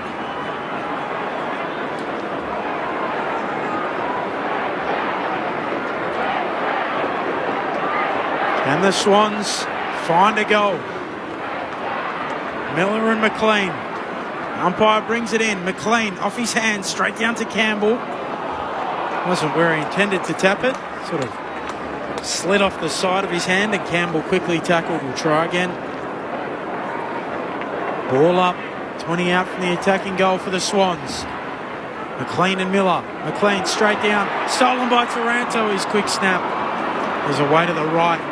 A minor score. Richmond double their advantage. 2 points. Mitch Cleary. Rain at a 5 out of 10, but Toby Dankerver, 6 minutes now on the bench, trying to get back on. Ball stuck on that outer wing, has been unlucky. Thanks, Mitch. Gordon brings the Swans back into play. Finds Sheldrick, who marks at left half back.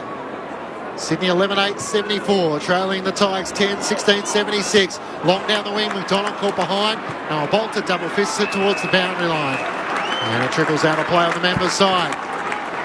With the ball on this side, at least both sides will be able to make a few substitutions. The last 4 scoring shots was not one of them. No, last 4 scoring shots are all Tigers, but 1 goal 3. McLean wins down the tap for the Swans, straight to Hopper. He's locked up by Mills and a fellow tackler. And big Hayden McLean will now get up and compete in this ruck contest against Miller. Miller works his way to the front, slaps it down boundary side. Taranto after it, Rowbottom after him. Rolls him over the boundary line for a throw-in. Tony Rowbottom has stood next to Taranto at 90% of stoppages, so they're worried about his clearance work, but that, as general play goes, they go their separate ways and then come back together at the stoppages. Richmond by 2 points. 15 minutes into the 4th.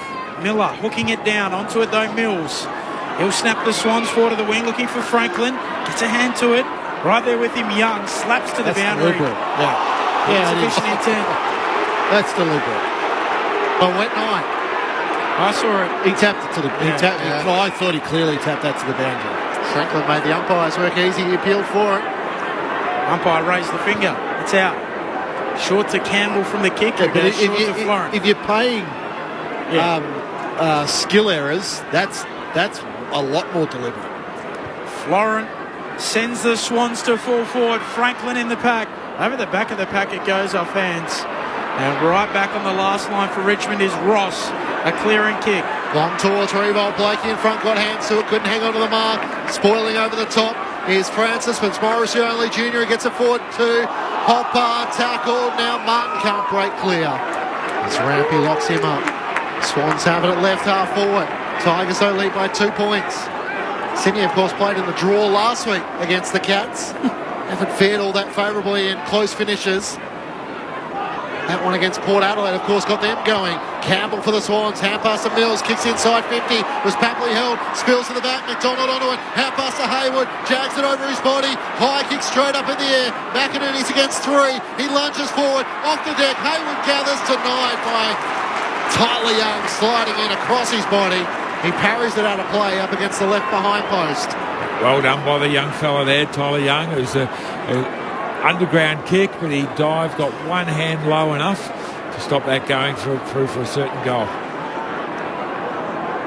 4:50 stoppage here for the Swans. They trail by 2 points. McDonald brings it down, coming through Mills. Slick handball to Rowbottom. Quick snap. Misses the target. Behind. A 1 point Richmond's lead. Both of these teams already have had a draw this season. Surely they couldn't have a second. Tigers in round 1 against the Blues. Swans last week against the Cats. Noel Bolter comes bounding back into play in the right back pocket, long up towards Nankervis. Hickey spoils it down, press here front centre, kicks out towards Boston. Over him and Tom McCartan. Swans have a 2-on-1. Boston trying to keep it alive. He's on top of the footy. Rampy and Tom McCartan on top of him. Umpire will say holding the ball. It's okay though, because he slows Sydney up here. Sydney should have won that ball, taken away and moving it quickly. Although Boston gives away a free kick, it slows the game down, allows Richmond to set up behind the football. Adam Ramanauskas with you on ABC Sport. Tom McCartan with Richmond leading by a point, long down the wing. McDonald can't take the mark. Hickey had it, lost it, spills off his boot. Out towards Shea Bolton on the members' wing. Hand pass to the Tigers to McIntosh, to Dusty. Pulls his kick loose for Cochin, superb. Somehow found him just outside 50. He looks into the pocket, he goes for Boston, he can't take the mark. Although the Foxes hand pass straight to Shea Bolton, to the goal line. It's on to Rampy, he volleys it down to his own advantage. Hand pass to Goulden, cuts back in front of his offensive goal. Graham off at the chase, high kick to half back. McDonald flies, Broad spoils it down. Rampy's hand pass to Campbell, he jams the boot, a kick back up the wing. Awkward ball for Young, he charges out and spoils it down. Franklin got a boot to it, across the line it goes. Umpire says throw it in. Went the wrong way. You very rarely get delivered out of bounds for picking the ball away from your goal. On the member side and leading up with the arms outstretched. Where's Alfrey? The last time a team played in back-to-back draws, GWS in 2017. Before that, Carlton in 1921. Taranto wins a free kick from the throw-in. Richmond up by a point. Nearly time on in the fourth. Taranto thumps it long towards full forward. Over the head of the pack. Goulden tries to slip a tackle. Might have been taken high. Umpire says no. He stopped Goulden, expected the free kick. The umpire still gives him some leniency. And a ball up. Top of the attacking goal square here for Richmond. They lead by a point. Both of these seasons on the line. Nankervis knocks it down. Fox, handball out, spills to Cochin, to Graham. Left foot snap. High ball goes to the top of the goal square. Off hands of the big pack. Out to Prestia. Sells some candy. Snaps and misses the lock. Out on the full. Oh, Jack saying it was a behind. Oh. Looked like a behind from here, actually, but called out of the full. Swans aren't worried with it. Goulden with a long kick. They turn it over. Campbell lost it. Spills away of Taranto. Kicks towards a vacant half forward. Martin on the volley. Knocks it down to the advantage of Dan Rioli. Hand pass to Graham. Top of the 50. Chips laterally looking for Shea Bolton. Takes the mark. Despite the acrobatics of Rowbottom trying to get a hand to it, Shea Bolton with the fast feet was able to get there and take the mark. It was a little push clinchy. It was to the chest. Yeah, just smart. to create the separation. They were away. Sydney. Heaney didn't need to handball that. He should have kicked that football just to territory, because Sydney had two players streaming towards their goal, but he chose to handball and turnover. He is taking the deep breaths. Shea Bolton. One behind so far. From right on 50, he drags it out to the left. It won't be a goal. Revolt flies in the pack. Nankervis is there as well. Spills down the way of Mills. He's looking for the boundary line. Now becomes the tackler on Nankervis. With support from Goulden. And in the left forward pocket, the City end for the Tigers. They lead by a point. Umpire quickly puts it up. Neither ruck touches it. trying to come through Blakey. He's wrapped up quickly. Another ball up. Richmond by a point. They've only led from about midway through his final term. Off hands, Dusty trying to burst through, loses it, holding the ball. Hickey attributed with the tackle. He'll have it in the right back pocket. The shaggy-looking Tom Hickey. Kick in the Franklin direction. Up he goes, brings it down. Wants to wheel inboard immediately. Kicks a spiral up towards half forward. Unable to mark Papley, brings it down, loose footy in the middle. Picked up by Florent for the Swans. Off to Rowbottom, tries to fend, then he's run down. Just gets a kick away towards half forward for Sydney. Off hands, Banks will go and mop it up for Richmond. Tackle, as he got his kick away, turns it over. Parker marks into the pocket. Franklin! Free kick. Not paid the mark, but gets the free kick. Front on contact.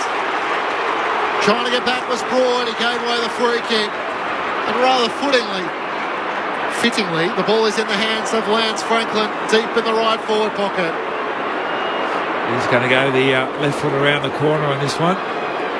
Was able to put through his second earlier in the final term. It was a free kick. I don't know why Richmond supporters are booing. The show's coming to an end. Can Franklin finish with a bang? It's off balance. Straight up in the air. McDonald spoils it down. Top of the goal square. Campbell tries to knock it on. Comes away Nankervis. He's dumped by Campbell.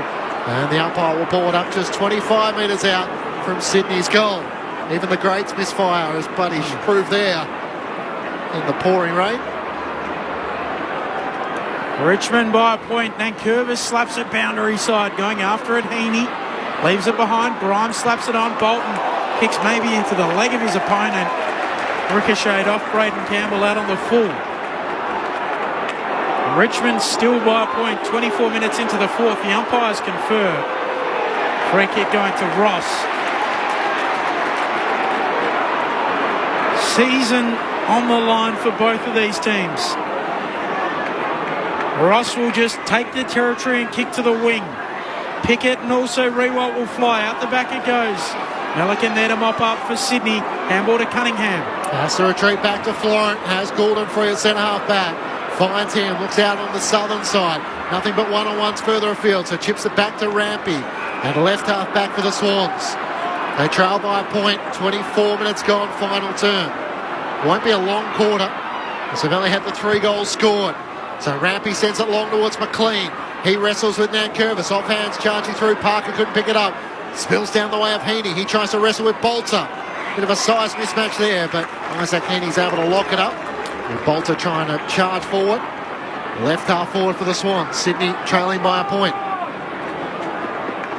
In the air it goes. Nankervis takes it out of the ruck. Quickly tackled by McLean. Nothing doing. The ball that.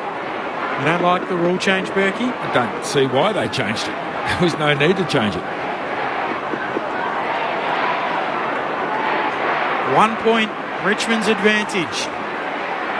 McLean taps it down. Rowbottom coming through. Handball back to McLean. Handball away to Parker. Campbell running around the back on his left. Pulls the kick towards the hot spot. Franklin goes up. Doesn't mark. Gamrioli gets back. Handball to Bolter. Handball to McIntosh. Just hooks his kick across the body towards halfback. Spoiled down by Blakey. Heaney's there to Parker. Run down by Prestia. Out to Baker. He kicks it out on the full. And the Swans will get it back. Just forward of the wing, members' side of the ground. Richmond by a point still. Francis comes inboard to Cunningham. He veers out to the right, just about everyone inside the forward 50, long towards McLean. Franklin in from the side, spoils it down to Cunningham. Hand pass to Heaney, kicks towards McInerney. He gathers in the right forward pocket, got around Floston, sold the hand pass and then lost it. Tackle, Graham tries to knock it forward. He's tackled, Baker can't knock it clear. Trying to keep it in Hayward. Hand pass it straight to Taranto for the Tigers. He blazes away. The mark is taken by Rampy. Needs a target inside 50, can't find one. And Young takes the mark. There's a Swan in. Parker slipping over as the kick went over his head. It was like he aimed for Young then.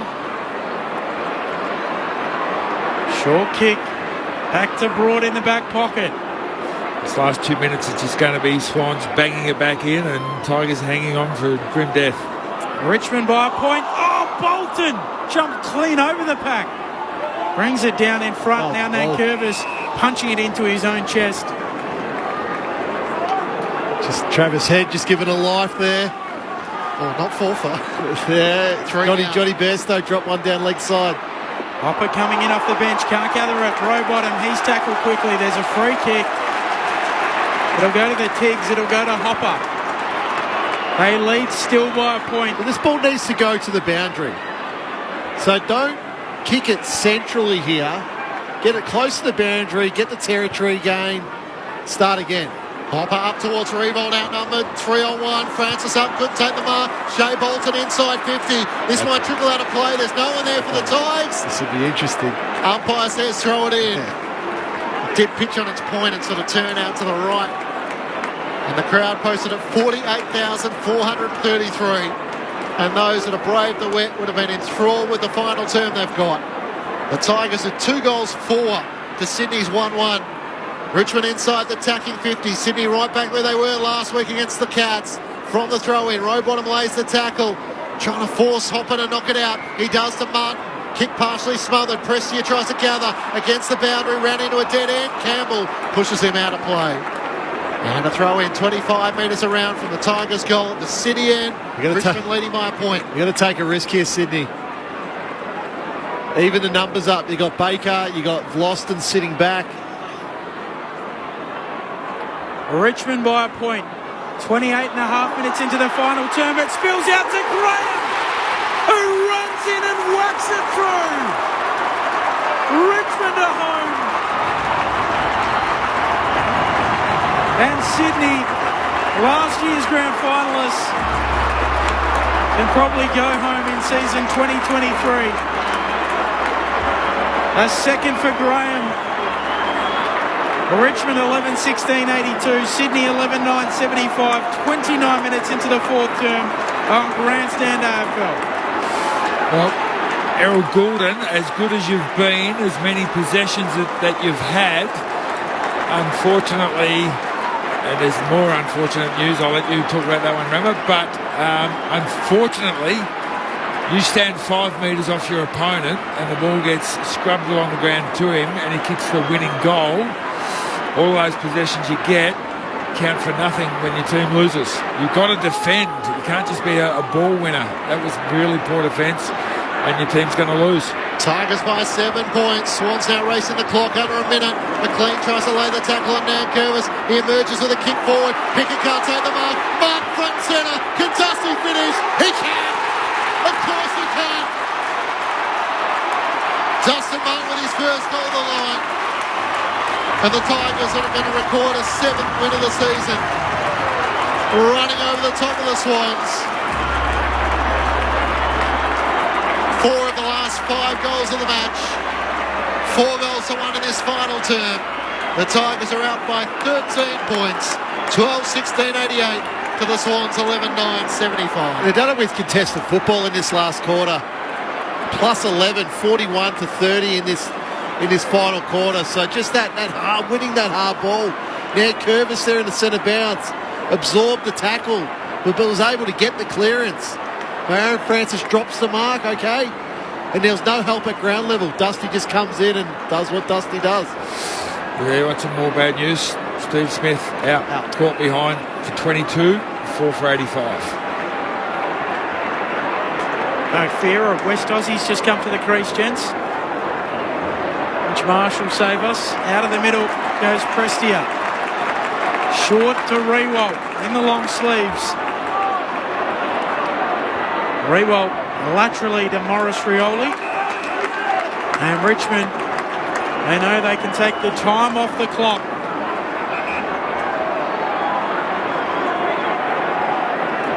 Morris will chip it short, not his best kick, and in the end Prestia, he carries it out. And a throw in at right half forward for Richmond. They lead by 13 points here on Grandstand AFL. Just the final rise to come. Thrown back in. McLean in front of Nankervis. Nankervis out of the ruck. The Tigers prevail in the wet of the MCG. to keep their season alive. A 7th win as they come from behind and down the Swans by 13 points. Tigerland. In any weather you will see us with a grin, risking head and shin. If we're behind then never mind, we'll fight and win, for we're from Tigerland. We never weak until the final siren's gone. Like the tiger of old, we're strong and we're bold, for we're from Tigerland. Yeah, we're from Tigerland. Richmond 12-16-88 to Sydney 11-9-75. The Tigers with 4 goals for to Sydney's 1-1 in the final term to run out 13-point winners after Sydney led by 15 points at quarter time, by 18 points at half time. The Tigers with 3 goals to 2 in the third term to close the gap to 8 points Sydney's way. And then the Tigers with the first goal of the final term through Jack Riewoldt. Sydney only came up with 1 goal in the final term. The Tigers keep their season alive. A fighting fury, we're from Tigerland. In any weather you will see us with a grin, risking head and shin. If we're behind then never mind, we'll fight and win, for we're from Tigerland. We never weak until the final siren's gone. Like the tiger of old, we're strong and we're bold, for we're from Tigerland. We're from Tigerland. Could there still be a little bit left in the yellow and black tank as they push now up to 10th on the AFL ladder, from 15th to 10th with their 7th win of the season. 7 wins, 8 losses and a draw. Richmond come from behind to win by 13 points over the Swans. And for John Longmire, it's another agonisingly close defeat. The thoughts of Adam Romanascus and Nathan Burke on ABC Sport. Well, remember the Tigers were tougher in that last quarter. Clearances 14-7. Ground ball gets 31-21. Contested possessions 43-30. To me, that was the difference. They really upped that side of the game, won the forward. When it's raining like this, you've got to win that forward, timing forward half battle, and that's what they did in that last quarter by being harder and tougher whenever the ball was in dispute. They got more numbers across. All the things that they didn't do in that first quarter, they managed to turn around and get it going their way from that quarter time onwards. So I think you mentioned it can be a simple game sometimes, Rama, and these conditions, when everything's on the line, that's when you've got to keep things really simple. And I thought the Swans, especially in that second quarter, really mucked up their kick-handball ratio. And in the first quarter, they took 30 marks to, 12 marks, because they were kicking the ball around. Then all of a sudden, the second quarter, they said, you know what, let's handball the ball around and have more handballs than kicks. And it just allowed Richmond, the ball stays in the area, and if we're going to be tackle more, well, that's good. We want you to handball more. And so that gave them confidence that, hey, we can tackle more, we can pressure the Swans, we can stop their run and get the ball going our way. And that's what happened in the end. They got their pressure confidence up and blew them away in the last quarter, and that's why they won the game in my mind. It's interesting. Once that rain started coming down, I just felt like it suited Richmond a lot more, because the game became more scrappy, and Richmond have played that style of football for a very long time.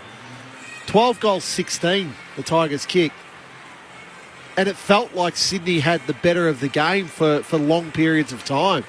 At the last quarter, I thought Richmond were tremendous. Berkey reeled off those numbers. That the most important numbers are clearly the contested football when the rain comes down. But through the centre bounce tonight, the Tigers were very, very good in that last quarter particularly. So centre bounce clearances were 19-7 tonight. So just getting that territory early, making Sydney defend, allowing your defenders then to set up. Terrific games by Bolton, Taranto. Dustin Martin was really good tonight. Vlosten, Toby Nankervis had an enormous night. Liam Baker playing forward. It's just, they hung in there, the Tigers, because it was looking horrible for him in the first quarter. It was looking horrible for the Tigers, just the dominance that Sydney had. But they stopped Sydney's marks, and then the game turned into a scrap, and they were just able to manufacture goals, really. I mentioned Sydney's marks inside 50 in the first quarter. They had 5 in the first quarter. They only ended up having 12 for the game. Richmond had more marks inside 50 in the end, 16 marks inside forward 50. So I think it is curtains for the Swans this year, and the Tigers live to fight another day. You've got to hand it to the Tigers too. They're coming off an 81-point loss last week. They played really poorly in that first quarter. I think it was a really good job by the coaching staff as well to focus the players, to give them something to get back into the game, and end up running out, winners against a good team who played really well here at the MCG. So it was a good mental effort by the Richmond coaching staff to get the players back from the abyss that they were in last week. It looks like Toby Nankervis will have a little bit of a holiday as well for that hit on Jake Lloyd in the first term. And look, to Toby's credit, after that hit, he played very well. He did. I think he knew, look, I'm just going to run myself into the ground because, I will have a little bit of a holiday. And he was, he kicked the goal himself, 18th position. And I'm not exonerating him for the hit for a second, so don't misinterpret this. But I think you said, Berkey, that it was almost like he was physical right on the quarter-time siren. He was physical, obviously, in that moment, albeit ill-executed. Yeah, he needed to change the momentum of the group. They were flat in the first quarter, the Tigers. They were lazy. They had no defensive intent. They were allowing easy marks. They were allowing easy leads. And, to his credit, on that quarter-time siren, he bumped one of the Sydney players. And, the Jake Lloyd stuff, we don't like seeing that. But it showed his aggressive intent to the game to try to lift and motivate his teammates. So the Tigers hang on to win by 13 points. In the end, it was 2 goals from Jack Graham in the last term. Dustin Martin stepped up. They outlasted Sydney and overran them in the end. So the Tigers stay alive for now. Have West Coast in Perth next Sunday, ahead of Hawthorn and Melbourne. So Andrew McWalter, he's trying to find the right combination. Nick Boston going forward worked in large portions, but it's trying to get that right combination that's going to allow them to score freely. And Jack Revolt toiled away without having the biggest impact on the scoreboard. No, but he'll probably turn around and go, hey, this was a pretty slippery, hard night to play. The Swans are pretty good defensively, but we had 28 shots at goal. That's a mighty effort to have 28 shots at goal against the Swans in the rain. So whatever strings he pulled, I think Liam Baker going forward in a scrappy night, he was really important, because when he wasn't actually getting the ball and having a shot, he was just putting the Swans defenders under pressure, making them kick the ball out haphazardly. So I think that's it's not a move that you probably think of Baker. You think, okay, patrolling that half-back line, really, really good there, going into the middle, does some really good work. But you know what? We're going to chuck him up forward and see what he does up there. And I thought that was a really impressive move, along with another couple throughout the night. Tigers made their way off the MCG. Good to see Jacob Bauer out in front in the full tracksuit, having been subbed out in the opening 5 minutes of the match with a hamstring injury. In his second year, the mid-season pickup in 2022. For 4 years, he was on the Swans Academy. He missed out on the draft, went back and played in the Sample for North Adelaide, and then finally got picked up by the Tigers, toiling away in the VFL. And his heroics with kicking a couple of match winners this season. Unfortunately, his dream of playing on the MCG only lasted 5 minutes, but he was involved twice in that passage of play that led to the first goal of the match for the Tigers, but not quite the way you dream it when you're going to bed thinking about playing on the MCG. No, but I can't remember his first touch. I think it was a little bit scrappy, but his second one was, boy, he absolutely picked out a target inside forward 50 and drilled him with a low one. So if that's the quality of his possessions he's going to bring to the Tigers, well, that was a pretty impressive one. He had 2 possessions, 100% efficiency. He can talk about that stat for the rest of his life. I still think someone whose initials are J. Bauer should be wearing number 24 as well. Yeah. Anyone who watched that show back in the day. I'm with you. I think the Tigers are going to enjoy this one. Let's join Mitch Cleary. Big cheers, big back slaps down here. The 2 debutants leading them in. They're about to cop a Gatorade shower in the middle of the song. Richmond moving from 15th to 10th, half a game outside the 8.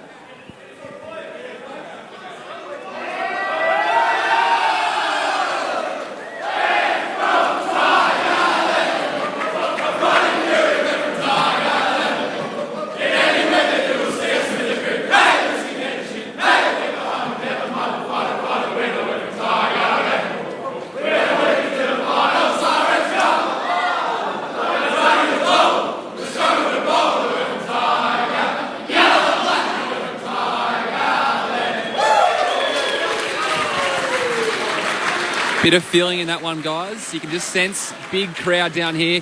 Plenty of debutante families and friends along for the ride as well. Big cheers too for Andrew McWalter, and what a time for him to be banking these wins like he is. Half a game outside the 8.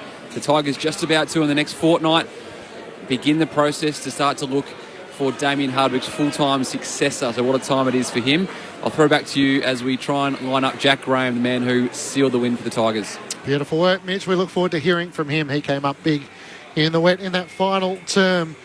So Richmond keep their season alive, a 13-point victory, and the Swans have made their way from the MCG. Lunch in the cricket, I'd imagine. Yep. Lunch. 4 for 91. 91. Steve Smith out for 22. Marnus Labuschagne out for 21. Usman Khawaja out for 13 and David Warner out for 4. Travis Head on 10 not out. Mitch Marsh on 5. Let's head back down to Mitch Cleary. Thanks, Clinchy. I'm joined by the man who kicked the go-ahead goal for the Tigers and then the sealer, Jack Graham. Kicking match-winning goals in the MCG. I'm sure that doesn't get any less old. Oh, no, it's a great feeling, especially close games. We've had a few of them over the years, and to get the right result, so great, and to kick a couple of goals is even better. Sense a bit of emotion down here at the moment. You're only half a game outside the 8. What does this mean to this group, and can you sense this might be able to build a bit of momentum into the last 6 or 7 games? Yeah, definitely. The belief's there, but it's just, showing up every week. Last week was a bit disappointing to go up there and get, thumped, but today to come back and, show the Richmond way and what we're working on is, great to get the win. I'll throw you upstairs to Nathan Burke, Adam Ramanaskas, Matt Clinch and Ben Cameron.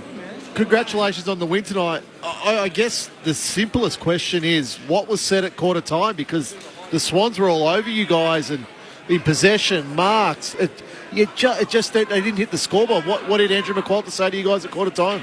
Yeah, we just had a bit of an off quarter.